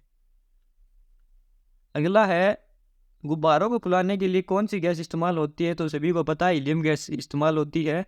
सीएनजी का मुख्य घटक पूछा गया तो मीथेन है सीएनजी का मुख्य घटक है। सीएनजी एक ज्वलनशील गैस है जो एक ईंधन है जो कि व्हीकल में प्रयोग किया जाता है। सीएनजी का मुख्य घटक है मीथेन। एलपीजी का पूरा नाम है liquefied petroleum gas. Next question है, इसमें आप देख सकते हैं कि एलपीजी के घटक जो होते हैं वो ब्यूटेन और प्रोपेन दोनों होते हैं एलपीजी के अंदर। अगला है वायुमंडल में सबसे पर्याप्त मात्रा में पाया जाने वाला गैसीय मूल तत्व कौन सा है? तो वायुमंडल में सभी को पता है कि नाइट्रोजन पाया जाता है। एलपीजी का प्रमुख घटक होता है, पीछे हमने पढ़ा था, ब्यूटेन इसका प्रमुख घटक होता है। ब्यूटेन और प्रोपेन दोनों इसमें मिश्रित होते हैं एलपीजी में। नेक्स्ट क्वेश्चन है कि कौन सा गैस अग्निशमक के रूप में यूज होता है? तो कार्बन डाइऑक्साइड हो आग बुझाने में यूज होता है। ओजोन का संयोजन हुआ है तो केवल ऑक्सीजन से। ओजोन का फॉर्मूला भी आपको पता होगी, O3 होता है ओजोन, तो ऑक्सीजन से बना होता है ओजोन। अगला है वायुमंडल में सबसे अधिक निष्क्रिय गैस कौन सी? तो आर्गन सबसे ज्यादा निष्क्रिय गैस है और वायुमंडल में आर्गन है वो 0.93% पाई जाती है और CO2 0.03%। अग्निशमक के रूप में होती कार्बन डाइऑक्साइड। ऊपर ही क्यों किया था ये क्वेश्चन। आग बुझाने वाली गैस कार्बन डाइऑक्साइड बहुत बार पूछा जाता है, ये क्वेश्चन बहुत इंपॉर्टेंट क्वेश्चन है। गोबर गैस में मुख्य रूप से मीथेन होती है, सभी को पता है। निम्नलिखित में से कौन हास्य गैस के नाम से जानी जाती है? तो नाइट्रस ऑक्साइड जो होती है वो हास्य गैस के नाम से जानी जाती है, N2O। अब करेंगे मेटल एंड नॉन मेटल के क्वेश्चन। पहला क्वेश्चन है कि कौन सी गैस वायु में अनेक धातुओं का से संयोजन बनाती है? तो ऑक्सीजन है वो कई धातुओं से संयोजन है वो बनाती है। निम्न में से धातु सामान्य परिस्थितियों में वायु तथा जल से प्रभावित नहीं होती? तो प्लेटिनम है वो प्रभावित नहीं होती है। अगला क्वेश्चन है हीरा कार्बन का एक क्रिस्टलीय रूप है। नेक्स्ट क्वेश्चन जो है वो है यसद लेपन की प्रक्रिया में लोहे पर एक पतली परत किस धातु की चढ़ाई जाती है? सभी को पता है गैल्वेनाइजेशन बोलते हैं इस प्रोसेस को, तो जिंक की परत चढ़ाई जाती है। एक शुद्ध रासायनिक अवस्था में डायमंड है, डायमंड रंगीन होता है शुद्ध रासायनिक अवस्था में। किस प्रकार तत्वों का उच्चतम द्रव्यमानांक है? तो यह है कार्बन का। किस प्राकृतिक तत्वों का सबसे उच्च द्रव्यमानांक है? तो कार्बन का। धातुमीय प्रक्रिया मेटालर्जिक प्रोसेस होता है उसमें डिप्रेसेट प्रयोग किया जाता है, तो ये किया जाता है फैन पलवन का। नेक्स्ट क्वेश्चन है किस धातु का प्रतिरोध न्यूनतम होता है? तो सिल्वर का जो प्रतिरोध होता है वो न्यूनतम हो। रेजिस्टेंस सभी को पता है कि सिल्वर सबसे अच्छी कंडक्टर होती है इलेक्ट्रिसिटी की। स्टेनलेस स्टील के निर्माण में स्टील में कौन सी धातु मिलाई जाती है? तो क्रोमियम धातु है वो मिलाई जाती है। आप देख सकते हैं कि स्टेनलेस स्टील के निर्मित एक मिश्र धातु जिसमें आयरन, क्रोमियम, निकल धातुएं मिश्रित होती हैं। स्टेनलेस स्टील एक धातु कार्बन भी मिश्रित होता है। ग्रीनोकाइट किस धातु का आवश्यक है? जो ग्रीनोकाइट है वो कैडमियम का आवश्यक है। अगला क्वेश्चन है कैडमियम का आवश्यक है। अगला क्वेश्चन है कि कौन सी धातु जल के साथ अभिक्रिया करके हाइड्रोजन उत्पन्न नहीं करती? तो जो कैडमियम है वो जल के साथ प्रक्रिया करके हाइड्रोजन उत्पन्न नहीं करती, बाकी तीनों कैडमियम भी करती है, लिथियम भी और पोटासियम भी। सूखी बर्फ सभी को पता है सॉलिड CO2 होती है सूखी बर्फ। सीसा पेंसिल के निर्माण में किस सामग्री का प्रयोग होता है? ग्रेफाइट का। ग्रेफाइट की इकलौता नॉन मेटल है जो इलेक्ट्रिसिटी को कंडक्ट करता है। अगला है कि सीसा पेंसिल में कोर ग्रेफाइट से बना होता है जबकि इस पेंसिल में शीशा कहीं भी इस्तेमाल नहीं होता। ये इंपॉर्टेंट क्वेश्चन है दोस्तों की जो शीशा पेंसिल होती है उसमें शीशा इस्तेमाल नहीं होता। कई क्या करेंगे शीशा पेंसिल देखकर डायरेक्ट शीशा पर क्लिक कर देंगे, लेकिन शीशा पेंसिल में शीशा कभी भी यूज नहीं होता, ग्रेफाइट यूज होता है इसमें। अगला क्वेश्चन है दाता प्रकार की अशुद्धि कौन सी है? तो ये फॉस्फोरस। डोनर इम्प्योरिटी पूछी गई तो फॉस्फोरस है। डोनर इम्प्योरिटी के बारे में आप देखें तो एक तत्व जो जब एक सेमीकंडक्टर में डाला जाता है तो मुक्त अवस्था में इलेक्ट्रॉन प्रदान करता है। दाता प्रकार की अशुद्धि डाले जा गए अर्धचालकों को अन्य प्रकार का अर्धचालक कहा जाता है, जैसे फॉस्फोरस, आर्सेनिक दाता प्रकार की अशुद्धि है। अगला क्वेश्चन है कि हीरे की निम्न में से कौन सी विशेषता कैरेट में व्यक्त की जाती है? तो वजन। आप याद रख सकते हैं कि एक कैरेट में होते हैं 200 mg, 200 मिलीग्राम। जर्मन सिल्वर एक एलॉय है, तो जर्मन सिल्वर जो है वो कॉपर, जिंक और निकल का एक एलॉय होता है। नेक्स्ट क्वेश्चन है, जल में लोहे का सांद्रण किस पर असर पड़ता है? तो रुचि पर भी, रंग पर भी और कठोरता पर भी। विश्व में अधिकतम कठोर वस्तु कौन सी है? तो सभी को पता है हीरा सबसे कठोर वस्तु होती है, और सबसे कठोर अगर धातु पूछी जाए तो प्लेटिनम।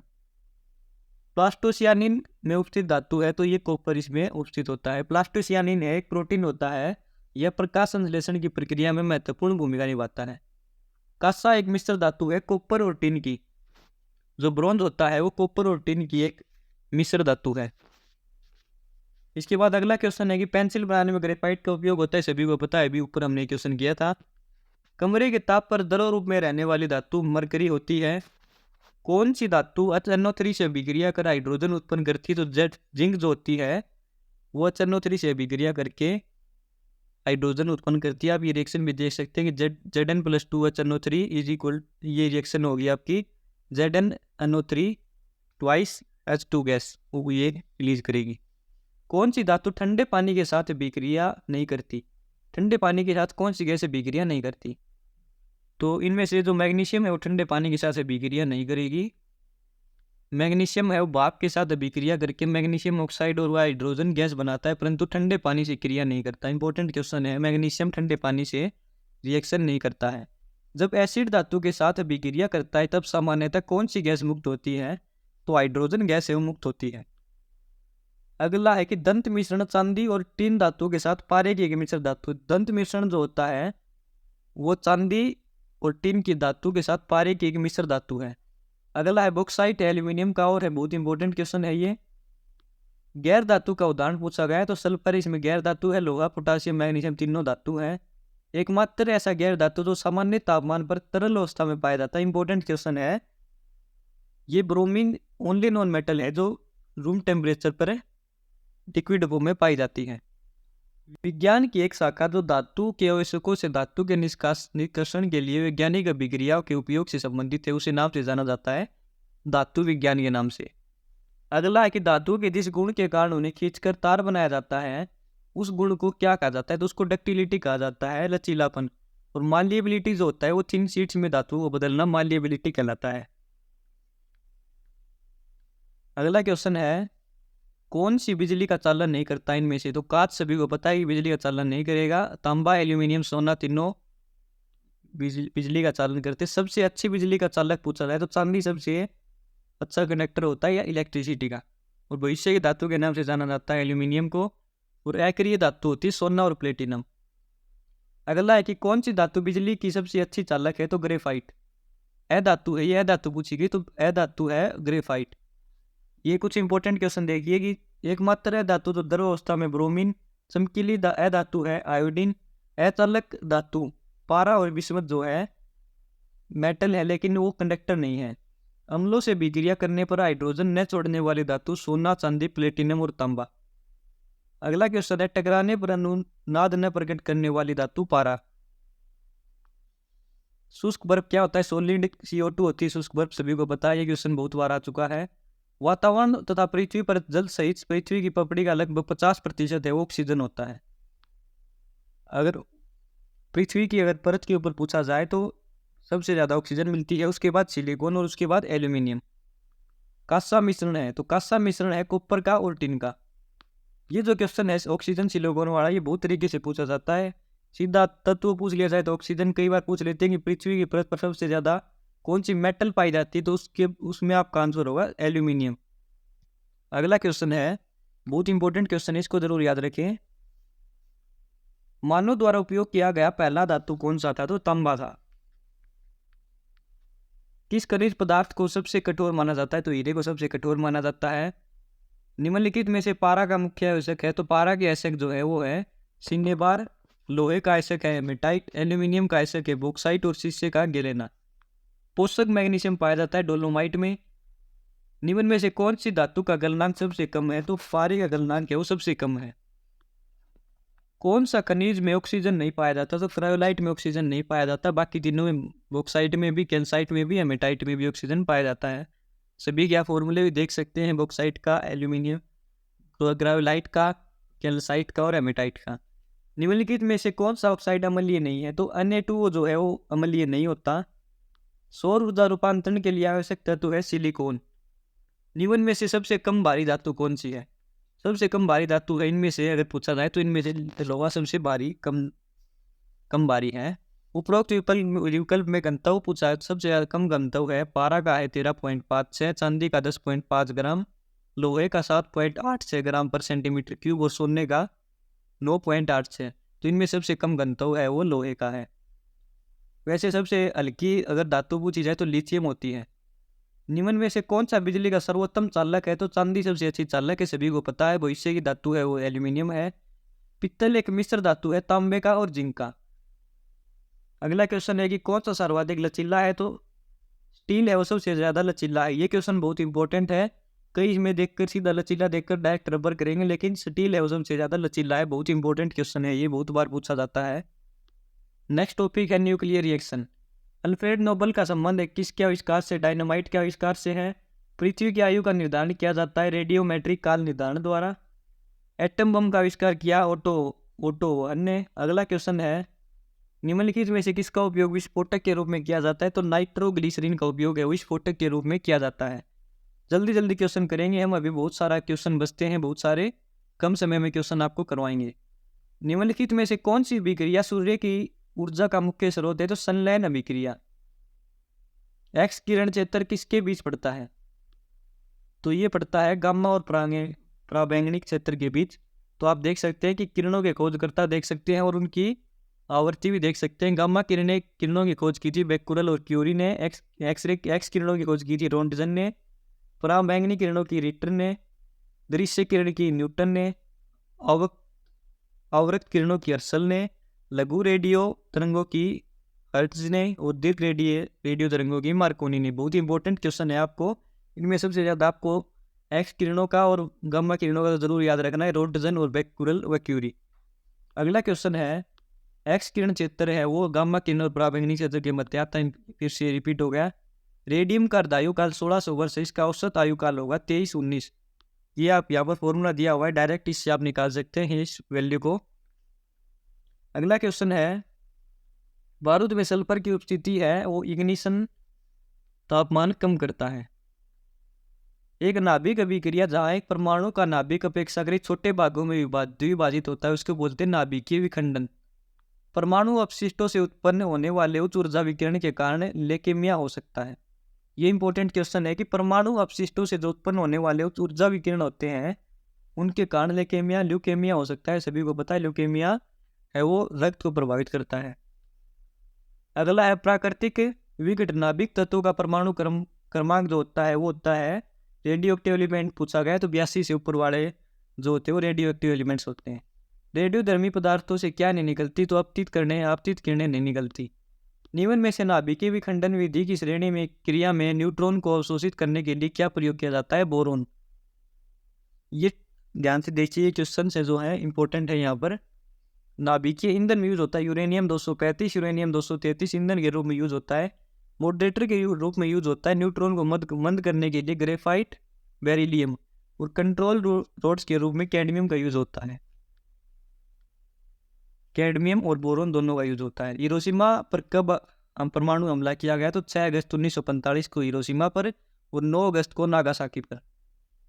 अगला क्वेश्चन है पहला रासायनिक विस्फोटक बारूद किसका मिश्रण है? तो सल्फर, काठ कोयला यानी चारकोल और पोटासियम नाइट्रेट का।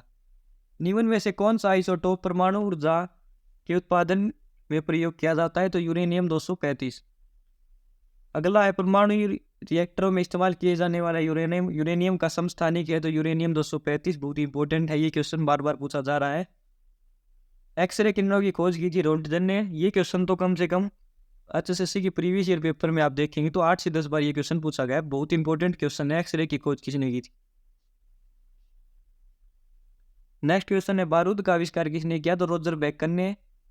परमाणु रिएक्टरों में ग्रेफाइट का प्रयोग है मॉडरेटर के रूप में यूज होता है। नेक्स्ट टॉपिक है कार्बन कंपाउंड एंड पॉलीमराइजेशन, कार्बनिक पदार्थ और बहुलकीकरण। मादक पेय पदार्थ सामान्यतः बनाए जाते हैं एथेनॉल से। फलों को कृत्रिम रूप से पकाने के लिए यूज होता है एसिटिलीन। अगला क्वेश्चन है थर्मोकोल किससे बनाया जाता है? तो थर्मोकोल है पॉलीस्टाइरीन से बनाया जाता है। अगला है क्रॉस लिंक्ड पॉलीमर का एक उदाहरण नहीं है। उदाहरण है, तो बेकेलाइट है वो एक उदाहरण है क्रॉस लिंक्ड पॉलीमर का। वल्कनीकरण है एक, तो सल्फर के साथ गर्म करते हुए कठोरीकरण की प्रक्रिया। मीथेन CH4 है वो टेट्राहेड्रल आकार का होता है, चतुष्फलक होता है मीथेन। निम्न में से कौन सी गैस सिगरेट लाइटरों में प्रयोग की जाती है? तो ब्यूटेन जो है वो सिगरेट लाइटरों में यूज होती है। ब्यूटेन रसोई गैस में भी इस्तेमाल की जाती है, डिओड्रेंट में इस्तेमाल होती है, सिगरेट लाइटरों में प्रयोग होती है। ब्यूटेन गैस इंपॉर्टेंट है, आपको याद रखने हैं तीनों एग्जाम्पल इसके।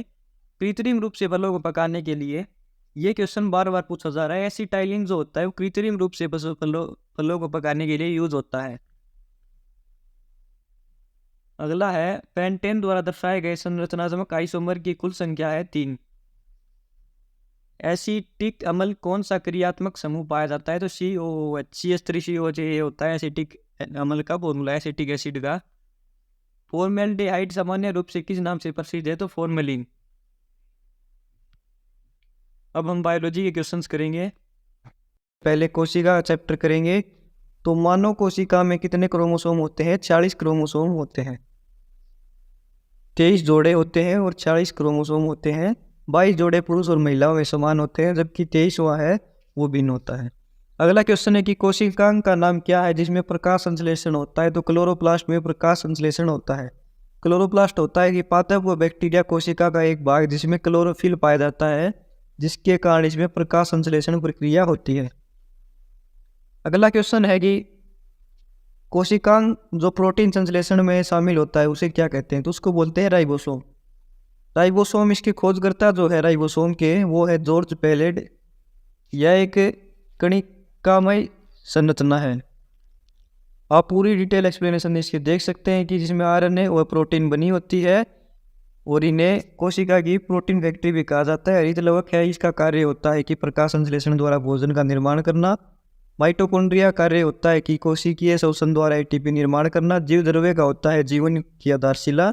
और लाइसोसोम बाह्य कोशिका पदार्थों व अंत कोशिका पदार्थों का पाचन भी करता है, और इसे आत्महत्या की थैली भी बोलते हैं। ये बहुत ही इंपॉर्टेंट क्वेश्चन है कि लाइसोसोम को आत्महत्या की थैली भी बोलते हैं। अगला क्वेश्चन है नीचे ये भी दिया हुआ है कि किस एग्जाम में क्वेश्चन पूछे गए थे? सभी के सभी प्रीवियस ईयर क्वेश्चन से आप देख सकते हैं कि हर क्वेश्चन के नीचे दिया हुआ है कि इस एग्जाम में क्वेश्चन पूछे गए हैं। तो नेक्स्ट क्वेश्चन है कि कोशिका में कौन सा कोशिकांग वायवीय श्वसन द्वारा ऊर्जा का उत्पादन से संबंधित है? तो ये माइटोकॉन्ड्रिया इसका राइट आंसर है। और इसे कोशिका का बिजली घर भी कहते हैं, पावर हाउस भी कहते हैं कोशिका का। बहुत ही इंपॉर्टेंट क्वेश्चन है, ये मान के चलिए कि मोस्ट इंपॉर्टेंट क्वेश्चन है। ये क्वेश्चन आपको एक न एक सेट में जरूर दिखाई देगा। जो आपके 4 शिफ्ट होंगी, एक शिफ्ट में आपको ये क्वेश्चन जरूर दिखेगा 21 और 22 तारीख में से। अगला क्वेश्चन है कि कोशिका में निम्न में से कौन सी पाचन थैली कहलाती है? तो पाचन थैली अभी ऊपर पढ़ा था लाइसोसोम एक्सप्लेनेशन में, तीसरे क्वेश्चन की जो एक्सप्लेनेशन थी उसमें। अगला क्वेश्चन है कि कोशिका, ये क्वेश्चन 2 बार पूछा गया। ये शिफ्ट अटेंडेंट में पूछा गया था, पहले 2016 में, फिर TGT साइंस में। नेक्स्ट क्वेश्चन है कि मानव शरीर में कोशिकाओं में ऑटोसोम कितने होते हैं? ऑटोसोम होते हैं 44 और 2 क्रोमोसोम भिन्न होते हैं। अगला है कि माइटोकॉन्ड्रिया एक महत्वपूर्ण भूमिका निभाता है कोशिका श्वसन में और ऊर्जा के उत्पादन में। इसको माइटोकॉन्ड्रिया को पावर हाउस ऑफ सेल कहते हैं।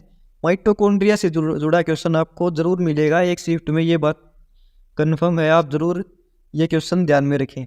कोशिका विज्ञान, कोशिका का अध्ययन को कोशिका विज्ञान बोलते हैं। और साइटोलॉजी होता है कोशिका विज्ञान, और टर्मेटोलॉजी होता है त्वचा विज्ञान। डैश पशु उत्तक तंत्र का एक भाग नहीं है? तो संवहनी पशु उत्तक तंत्र का एक भाग नहीं है। आप इसकी एक्सप्लेनेशन भी पढ़ सकते हैं, और इसकी PDF भी मैं आपको दे दूंगा बाद में। हमारे टेलीग्राम चैनल को जरूर ज्वाइन करके रखें। अगला क्वेश्चन है कि जंतु जगत का सबसे बड़ा समूह जिसमें कीड़े मकोड़े भी शामिल हैं, तो इसको बोलते हैं ऑर्थ्रोपोडा। ऑर्थ्रोपोडा इसको बोलते हैं।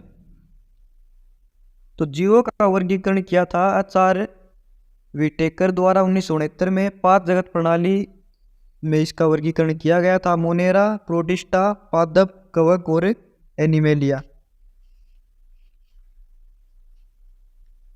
तो अगला क्वेश्चन है कि पादप कोशिका एक कोशिका झिल्ली और एक सेल वाली या कोशिका भित्ति से घिरी होती है। जो पादप कोशिका होती है वो सेल झिल्ली और सेल वाल से घिरी होती है। अगला है कि पौधों में जटिल स्थायी उत्तक का एक उदाहरण है, तो ये फ्लोएम जो है जटिल स्थायी उत्तक का एक उदाहरण है।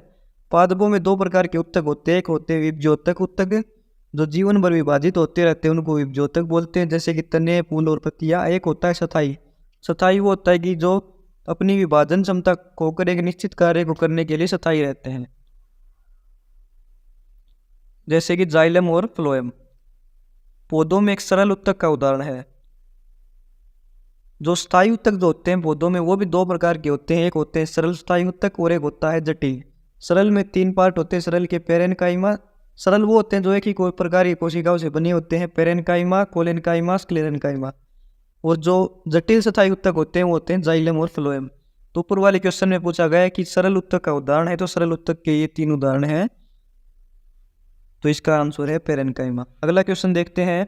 मानव कोशिका में 40 क्रोमोसोम होते हैं। ये भी बहुत ही इंपॉर्टेंट क्वेश्चन है। आपने देखा होगा कि इन 15 क्वेश्चन में से 3 बार ऑलरेडी आ चुका है। ये क्वेश्चन सबसे ज्यादा इंपॉर्टेंट है, माइटोकॉन्ड्रिया वाला और ये क्रोमोसोम वाला। एक पादप कोशिका को यांत्रिक समर्थन और आकार प्रदान करती है सेल वॉल, कोशिका भित्ति। इसके बाद अगला क्वेश्चन है कि कोशिका का शक्ति ग्रह से कहते हैं माइटोकॉन्ड्रिया को। एटीपी का पूरा नाम पूछा गया है, तो ये होता है एडिनोसाइन ट्राइफॉस्फेट। एडिनोसाइन ट्राइफॉस्फेट इसका पूरा नाम होता है एटीपी का। अगला है कि निम्नलिखित में से कोशिका की कौन सी अंगिका को कोशिका का पावर हाउस कहा जाता है? माइटोकॉन्ड्रिया को। ये क्वेश्चन बार बार पूछा जा रहा है माइटोकॉन्ड्रिया का जो क्वेश्चन है। तो सेल के जो इंपॉर्टेंट क्वेश्चन थे 19 क्वेश्चन हमने किए। अब अगला टॉपिक देखते हैं, डाइजेस्टिव सिस्टम। तो किस अंग के भीतर पित्ताशय अवस्थित होता है? ये होता है यकृत के अंदर, यानी कि लीवर के अंदर। लीवर जो है सबसे बड़ी ग्रंथि है मानव शरीर की। इसमें वसा संयोजी कोशिकाएं पाई जाती हैं और वसा में घुलनशील विटामिनों का संचय लीवर में ही होता है। और जो लीवर के अंदर जो होती है वो रीजनरेशन की सर्वाधिक क्षमता होती है, और यूरिया के उत्सर्जन भी लीवर के द्वारा ही होता है। इसके बाद अग्नाशय जो होता है वो लीवर के बाद दूसरी सबसे बड़ी ग्रंथि होती है मानव शरीर की।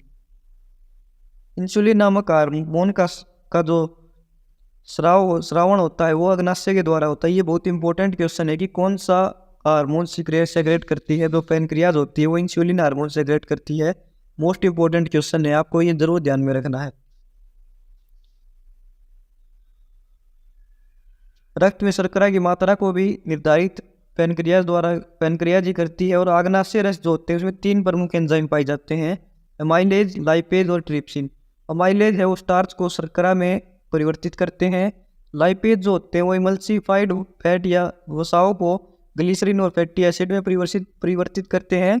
और जो ट्रिप्सिन होते हैं वो प्रोटीन पेप्टोन को पॉलीपेप्टाइड और अमीनो एसिड में परिवर्तित करता है। अगला क्वेश्चन है कि एंजाइम सहायक होते हैं भोजन को पचाने में। भोजन सामान्यतः कहाँ पर पचता है? छोटी आंत में भोजन पचता है। छोटी आंत जो है आहार नल का सबसे लंबा मार्ग है, और पूर्ण पाचन जो होता है भोजन का वो छोटी आंत के इलियम में होता है। और जो इलियम है वो आंतरीय रस निकलता है इलियम से, और इसमें 5 प्रमुख एंजाइम है, सुक्रेस, माल्टेज, इरेप्सिन, लैक्टेस और लाइपेज। अगला क्वेश्चन है सलाइवा में विद्यमान एंजाइम का नाम बताएं जो स्टार्च को तोड़ता है? तो ये अमाइलेज, ये ऊपर पढ़ा था अमाइलेज, इसका राइट आंसर है। अस्थि और दांतों का मुख्य घटक जो है वो calcium phosphate, CaPO4 twice, Ca3PO4 twice.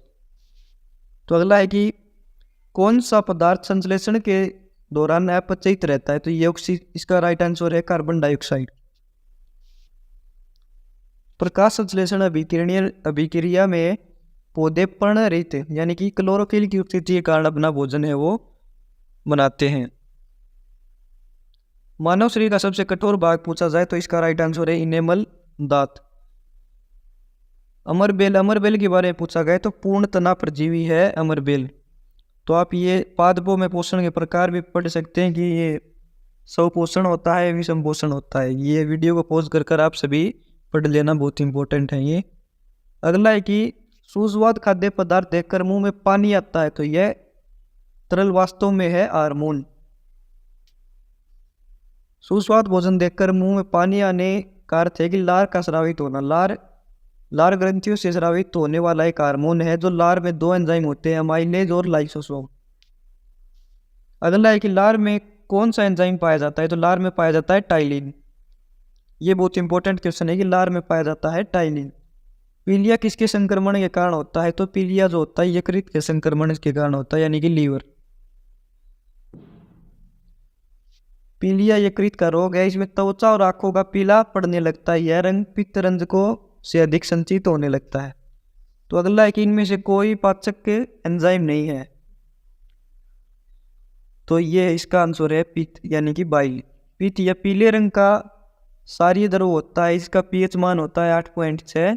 इस पित्त में कोई एंजाइम नहीं पाया जाता, यह वसा के पाचन में कार्य करता है। छोटी आंत में बिल्ली का सबसे महत्वपूर्ण कार्य है, तो ये है पचे हुए भोजन को अवशोषित करने के लिए अभिवृद्धित सतह क्षेत्रफल प्रदान करना। अगला क्वेश्चन है कि मानव शरीर में भोजन कहाँ से शुरू होता है, भोजन का पाचन मुंह से शुरू होता है मानव शरीर में, और कार्बोहाइड्रेट का पाचन है वो मुंह गुहा से शुरू होता है, प्रोटीन का अमाशय से। आहार नली की लंबाई पूछी गई है, तो आहार नली की लंबाई है लगभग 9 मीटर। मानव पाचन तंत्र को दो भागों में बांटा जाता है, आहार नल और सहायक ग्रंथियों में। आहार नल जो होता है कि पाचन तंत्र का सबसे बड़ा भाग होता है, जिसमें 7 अंग हैं, मुख्य मुख गुहा, ग्रसनी, ग्रासनली, आमाशय और मलाशय। अगला क्वेश्चन है कि ग्लाइकोलाइसिस शब्द यूनानी शब्द ग्लाइकोस का अर्थ है शर्करा।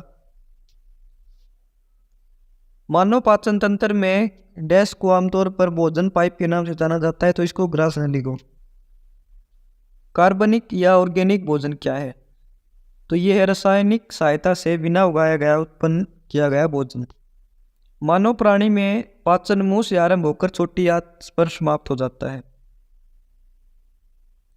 पाचन प्रारंभ तो होता है मुंह से और समाप्त होता है छोटी आंत में।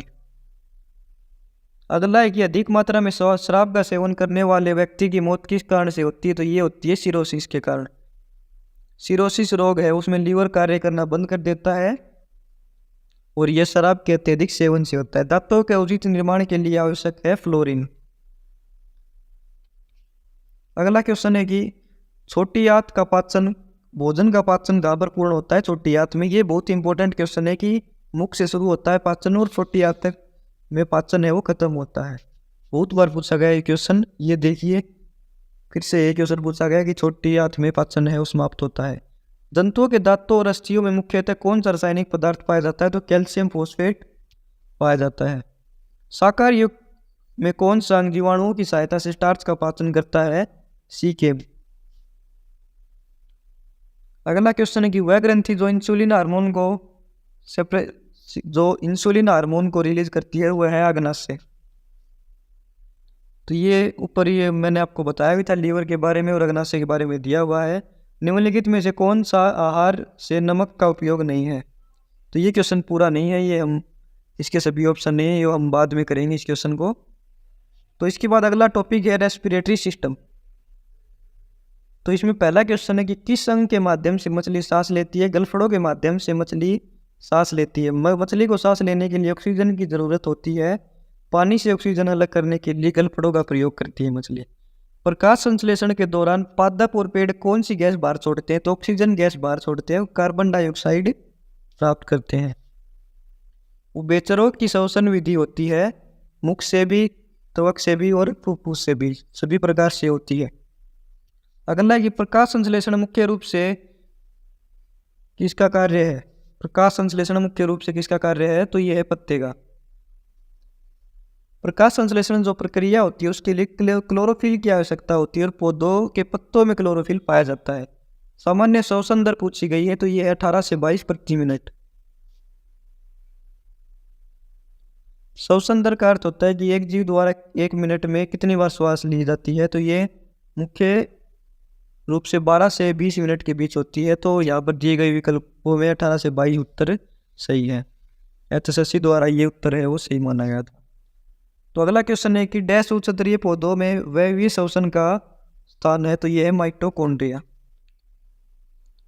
एनारोबिक श्वसन डैश की अनुपस्थिति में होता है, तो ये होता है ऑक्सीजन की अनुपस्थिति में। एनारोबिक श्वसन ये होता है कि ऑक्सीजन की अनुपस्थिति में ग्लूकोज का लैक्टोज अम्ल और एथिल अल्कोहल में आंशिक विघटन करना अनाक्सी या अवायवीय श्वसन कहलाता है। तो जो एनारोबिक श्वसन होता है उसको हिंदी में अवायवीय श्वसन बोलते हैं। अगला क्वेश्चन है कि श्वसन के दौरान हम वातावरण से, तो जो हम सांस लेते हैं तो हम ऑक्सीजन गैस है वो ग्रहण करते हैं, ऑक्सीजन लेते हैं वातावरण से। शीत कक्ष में रखने के कारण फल ज्यादा समय तक ताजे रहते हैं क्योंकि श्वसन की दर कम होती है।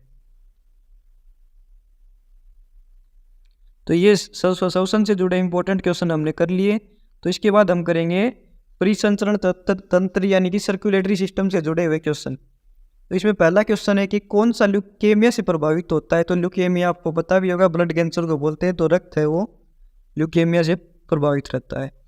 इस रोग को रक्त कैंसर भी कहा जाता है। यह सामान्यतः श्वेत रक्त कोशिकाओं में सामान्य से अधिक वृद्धि, यानी जो व्हाइट ब्लड सेल्स है उनमें ज़्यादा वृद्धि हो जाए तो ये उसी के कारण ये रोग आपका होता है। इस रोग का सटीक कारण है ज्ञात है, फिर भी अनुवांशिक कारणों के संयोग को इस रोग का कारण कहा जाता है। मानव शरीर में निम्नलिखित में से क्या ल्यूकेमिया से प्रभावित होता है? रक्त होता है। ये क्वेश्चन भी दूसरी बार पूछा गया है। पहले पूछा गया था कल के एग्जाम में 23/11/2016 को, और फिर 13/11/2016 को, फिर ये 27/11 को दोबारा वही क्वेश्चन पूछा गया था। रक्तचाप में उच्चतम बिंदु या रक्तचाप का उच्च पाठ्यांक कहलाता है तो सिस्टोलिक दाब। नेक्स्ट क्वेश्चन है कि उत्तक जो पौधों में जल का परिवहन करता है, जाइलम।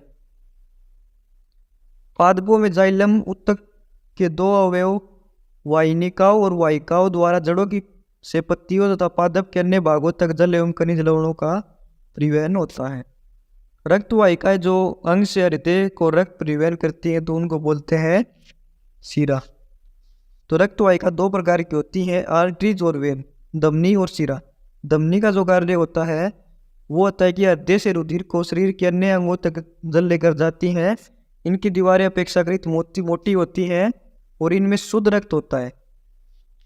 जो शिरा जो होती है कि वो अंगों से रुधिर को हृदय तक ले आती हैं। इनकी भित्ति प्राय अपेक्षाकृत पतली होती है और इनमें शुद्ध रक्त होता है। तो जो आर्टरी जो होती हैं उनके अंदर जो प्योर ब्लड है वो ब्लड से शरीर के विभिन्न अंगों तक ले जाती हैं, और जो वेन है वो इम्प्योर ब्लड को हार्ट तक लेके आती है। तो अगला क्वेश्चन है कि हीमोग्लोबिन का मुख्य घटक क्या है? तो ये है लोहा। हीमोग्लोबिन का मुख्य घटक आयरन है। यही लोह और हीमोग्लोबिन के लाल रंग होने का कारण है। मानव शरीर की सबसे बड़ी धमनी पूछी गई है, कौन सा है? तो ये है एओर्टा। और सबसे बड़ी शिरा अगर पूछी जाए तो ये है वेना कावा। एओर्टा जो है सबसे बड़ी धमनी है और सबसे बड़ी शिरा है वेना कावा। डायलिसिस प्रक्रिया में कौन सी प्रक्रिया शामिल है? तो हीमोलिसिस। हीमोलिसिस का अर्थ है आरबीसी का टूटना। डायलिसिस के दौरान आरबीसी टूट जाती है अर्थात हीमोलिसिस प्रक्रिया घटित होती है। किस अंग को लाल blood cells red blood cells का कब्रिस्तान कहा जाता है?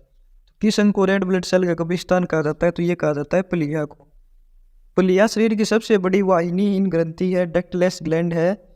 इसे लाल ब्लड कोशिकाओं का कब्रिस्तान कहा जाता है। रक्त कोशिकाओं का विघटन के कारण यह लोह की मात्रा अधिक होती है। एंजियोप्लास्टी साफ करने की एक प्रक्रिया है। यह है अवरुद्ध हृदय धमनियों को, हृदय धमनियों को जो साफ करने की एक प्रक्रिया है। यह विधि सर्वप्रथम 1964 में प्रयोग में लाई गई थी। सार्वत्रिक दाता रक्त समूह है। ओ को सार्वत्रिक दाता रक्त समूह कहा जाता है और बी जो है वो सार्वभौमिक प्राप्त करता है। यूनिवर्सल डोनर ओ और यूनिवर्सल रिसीवर जो होता है वो होता है ए बी। अगला है कि मानव शरीर में रक्त की अपर्याप्त आपूर्ति को कहते हैं, तो इसको कहते हैं कि इस्कीमिया। रक्त की अपर्याप्त जो सप्लाई होती है उसको इस्कीमिया बोलते हैं।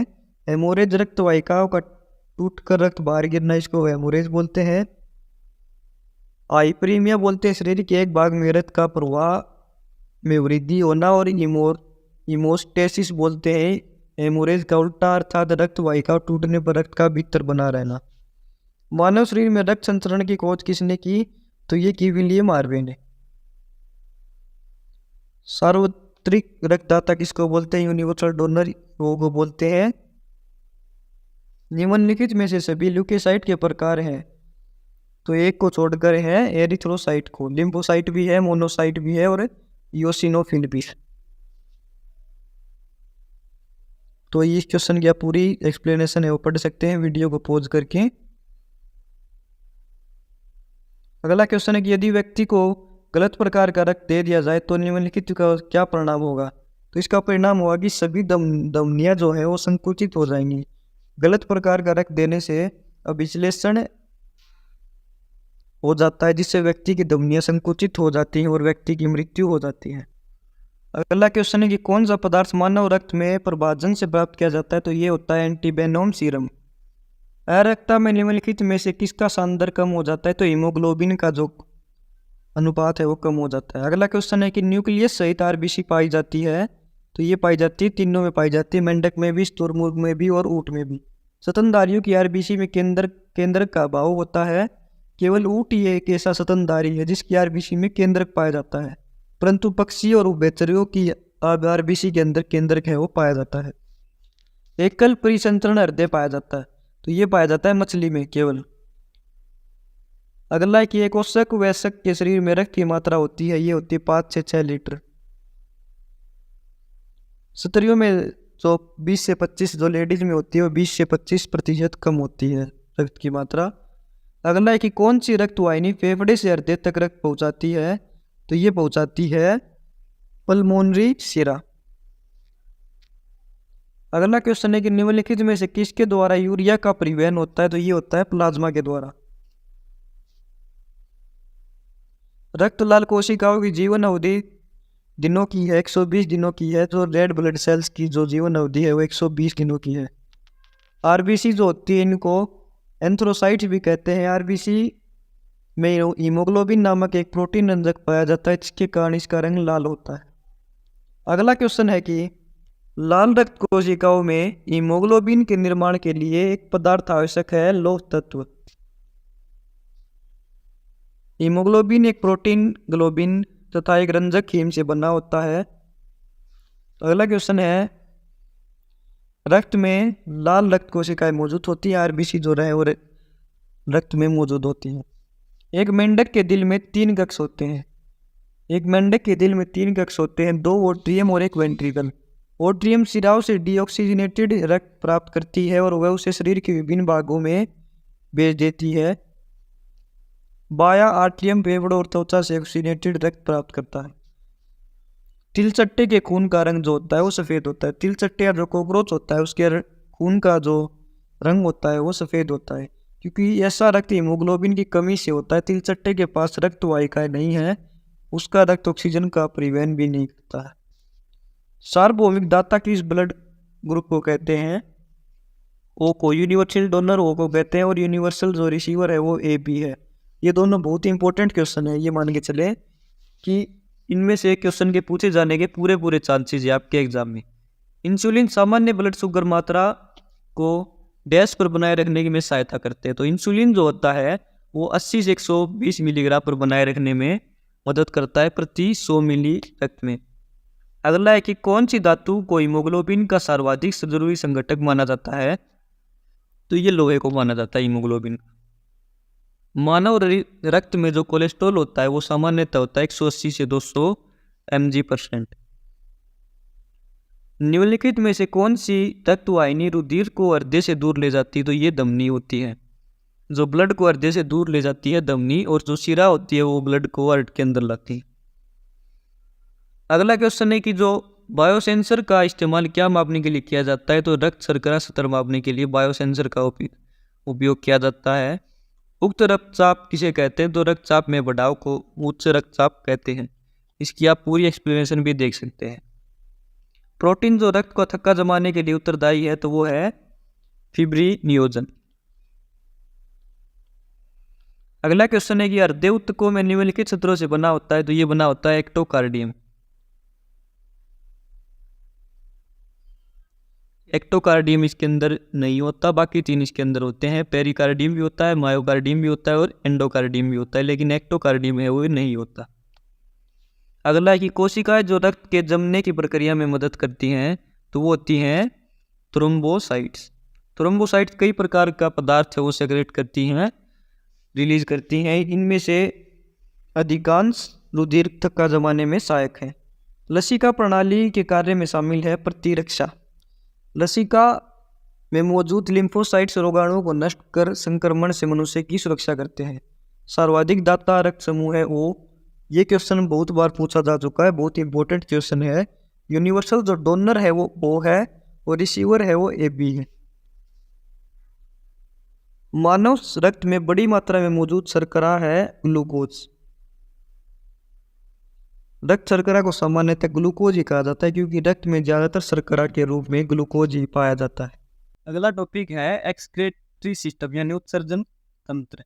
इसमें पहला जो क्वेश्चन है वो है प्रकाश संश्लेषण की क्रिया के दौरान पेड़ और पौधे कौन सी गैस बाहर छोड़ते हैं? तो ऑक्सीजन बाहर छोड़ते सभी को पता है, और CO2 है वो अंदर लेते हैं। कौन सा प्रकाश संश्लेषण के लिए आवश्यक नहीं? तो ऑक्सीजन आवश्यक नहीं है प्रकाश संश्लेषण के लिए। कार्बन डाइऑक्साइड भी आवश्यक है, क्लोरोफिल भी, सूर्य का प्रकाश भी, लेकिन ऑक्सीजन है वो आवश्यक नहीं है। अगला क्वेश्चन है कि मानव के में वृक्क की फिल्ट्रेशन इकाई है, तो ये है वृक्काणु। ये क्वेश्चन में आंसर है इसका, वृक्क की फिल्ट्रेशन इकाई है नेफ्रॉन यानी कि वृक्काणु। चौथा क्वेश्चन है मानव के मुख्य नाइट्रोजनीय अपशिष्ट क्या है? तो अमोनिया। वनस्पति के द्वारा शोषण किया गया अतिरिक्त जल ज्यादातर किसके द्वारा हवा में विलीन होता है? तो पत्ते की निचली सतह के द्वारा। गुर्दे की कार्यात्मक इकाई है नेफ्रॉन। निम्नलिखित अंगों में से प्रत्येक मूत्र प्रणाली का एक हिस्सा है शिवाय, तो मलाशय को छोड़कर सभी मूत्र प्रणाली के हिस्से हैं। गुर्दा भी, मूत्राशय भी और मूत्रावाहिनी भी।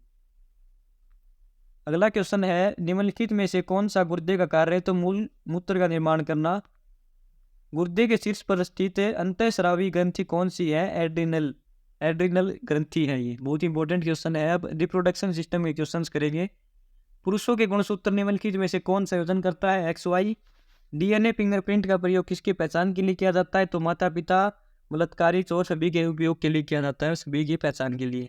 बाजार में उपलब्ध गर्भरोधक गोलियों में होता है, तो इनमें होता है स्टेरॉइड हार्मोन्स। DNA कणों में न्यूक्लियोसाइट्स होते हैं, तो ये होते हैं नाइट्रोजनी सार प्लस पेंटोन शर्करा और फॉस्फोरिक अम्ल। अगला क्वेश्चन है एक प्राणी जो मुकुलन द्वारा पुनरुत्पादित होते हैं वो होते हैं ब्रायोफाइलम भी, खमीर भी और हाइड्रा भी।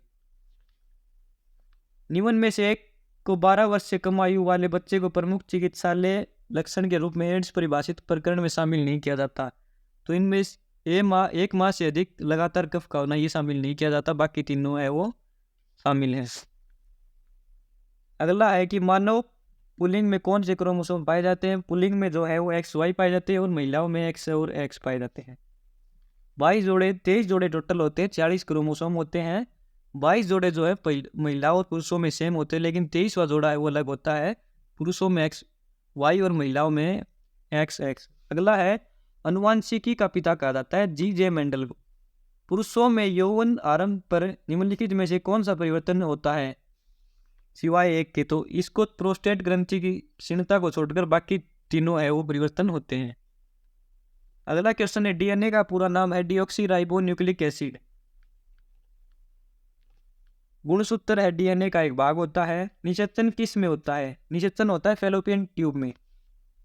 एड्स का पूरा नाम पूछा गया तो एक्वायर्ड इम्यूनो डिफिशियंसी सिंड्रोम। अगला है coordination and control and coordination. पहला क्वेश्चन है मानव मस्तिष्क का सबसे बड़ा भाग है सेरिब्रम। बहुत इंपॉर्टेंट, मोस्ट इंपॉर्टेंट क्वेश्चन है। मानव मस्तिष्क का सबसे बड़ा भाग है सेरिब्रम। मानव शरीर में कौन सी ग्रंथि मास्टर ग्रंथि कहलाती है? पिट्यूटरी ग्रंथि है मास्टर ग्रंथि कहलाती है। ये दोनों क्वेश्चन जो है बहुत बार पूछे जाते हैं। मेनिंजाइटिस रोग किसको प्रभावित करता है? मस्तिष्क को। अगला है निम्नलिखित में से एक डिमेंशिया का लक्षण है, तो स्मृति में हानि। मानव शरीर के अंतःस्रावी तंत्र को नियंत्रित करती है पिट्यूटरी ग्लैंड। पिट्यूटरी ग्लैंड जो है उसको मास्टर ग्लैंड भी बोलते हैं, मास्टर ग्रंथि कहा जाता है इसको। तंत्रिका तंत्र में कोशिकाओं को कहते हैं न्यूरॉन्स। मेंडुला ओब्लोंगेटा मनुष्य के मस्तिष्क का हिस्सा होता है। जब हमें थकान नहीं होती तब हमें जगाए रखने और कई बार सुस्त रखने के कारण एक हार्मोन है वो होता है सेरोटोनिन।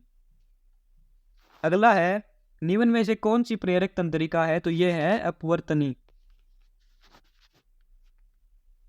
तंत्रिका कोशिका, ये कुछ एग्जाम्पल दिए गए हैं, आप देख सकते हैं कि तंत्रिका कोशिका, विभिन्न कपाल तंत्रिकाओं के गुण धर्म दिए गए हैं, आप सभी देख सकते हैं वीडियो को पॉज करके।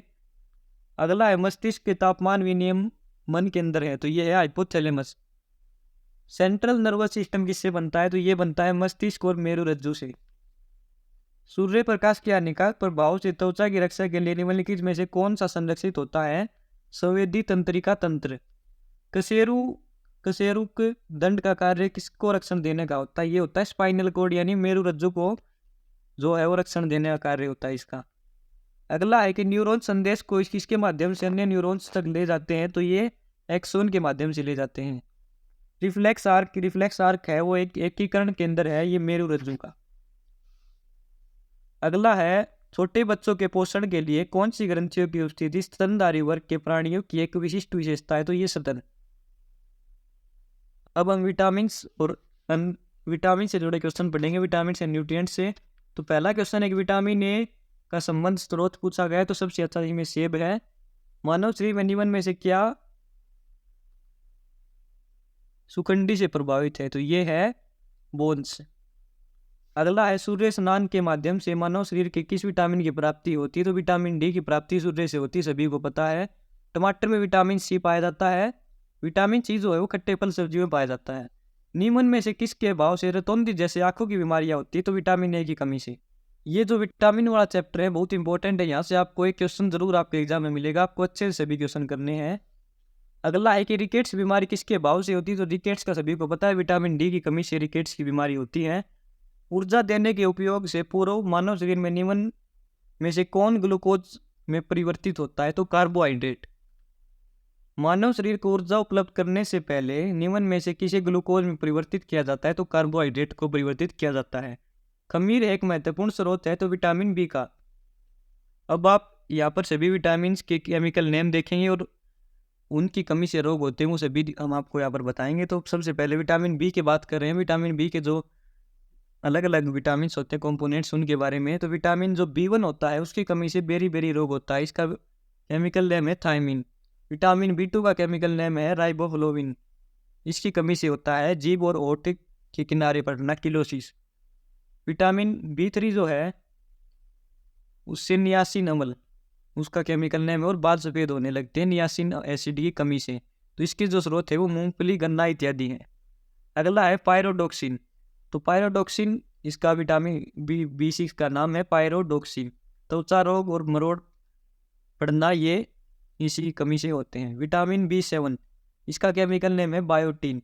लकवा है B7 की कमी से आता है, शरीर में दर्द होता है। विटामिन B9 का केमिकल नेम है फोलिक एसिड, मुंह में अल्सर है इसकी कमी से होते हैं। विटामिन B12 का जो केमिकल नेम है वो है साइनोकोबालामिन, पांडु रोग इसी की कमी से होता है। शरीर के निर्माण में कार्य करता है प्रोटीन। किस विटामिन के अभाव से बेरी बेरी, अभी हमने पढ़ा था विटामिन B1 की कमी से बेरी बेरी होता है। विटामिन बी के अभाव से बेरी बेरी। विटामिन ए की कमी से रतौंधी। बच्चों में क्वासियोरकर किस कमी से होता है, तो प्रोटीन की कमी से होता है। अगला क्वेश्चन है कि कौन सा पदार्थ निम्नलिखित में से एक रासायनिक ऊर्जा उष्मा का स्रोत है, तो चर्बी या वसा। कौन सा पदार्थ मानव में कब्ज कम करता है, तो रेशे। बेरी बेरी विटामिन जो होता है B1 की अल्पता के कारण होता है। विटामिन ए निम्नलिखित में से किस में सर्वाधिक होता है, तो इनमें से गाजर में सबसे अधिक होता है। अगला है विटामिन सी का प्रचुर स्रोत है खट्टे फल, विटामिन सी का स्रोत है। और विटामिन सी का अगर केमिकल नेम पूछा जाए तो एस्कोर्बिक एसिड होता है। गाजर बीटा कैरोटीन का अच्छा स्रोत है जो कि हमारे शरीर में विटामिन ए में परिवर्तित हो जाता है। अगला क्वेश्चन है प्राकृतिक वसा और तेल किससे बने हैं, तो ये कार्बन, हाइड्रोजन और ऑक्सीजन से। आयोडीन का सबसे अच्छा स्रोत होता है समुद्री खाद्य फल। आयोडीन का सबसे अच्छा स्रोत समुद्री खाद्य पदार्थ। भोजन में ऊर्जा मूल्य किससे मापा जाता है, तो ऊर्जा का मूल्य मापा जाता है कैलोरी में। अगला क्वेश्चन है कि किस तत्व की कमी से भूख नहीं लगती और शरीर का विकास कम होता है, तो जिंक की कमी से। विटामिन B1 की कमी से होता है बेरी बेरी। गेहूं में पाया जाने वाला प्रोटीन होता है ग्लूटीन। विटामिन किस विटामिन को धूप विटामिन कहते हैं, विटामिन डी धूप से प्राप्त होता है। एंजाइम है एक प्रोटीन होता है एंजाइम। कौन सा विटामिन संश्लेषित होता है जब हमारी त्वचा पर सूरज की रोशनी पड़ती है, तो विटामिन डी होता है। निम्नलिखित में से यह पोषक तत्व नहीं है, तो इनमें से फाइबर पोषक तत्व नहीं है। विटामिन जिसे मानव शरीर द्वारा संश्लेषित किया जा सकता है तो वह विटामिन डी होता है। वनस्पति स्रोत से उत्पन्न आहार वसा है तो सूरजमुखी तेल। विटामिन डी का प्राकृतिक सूर्य जो स्रोत है वो सूर्य का प्रकाश। प्रोटीन का सबसे समृद्ध स्रोत है सोयाबीन। अगला है प्रोटीन के निर्माण खंड है एमिनो एसिड। कार्बोहाइड्रेट्स का मुख्य स्रोत है स्टार्च।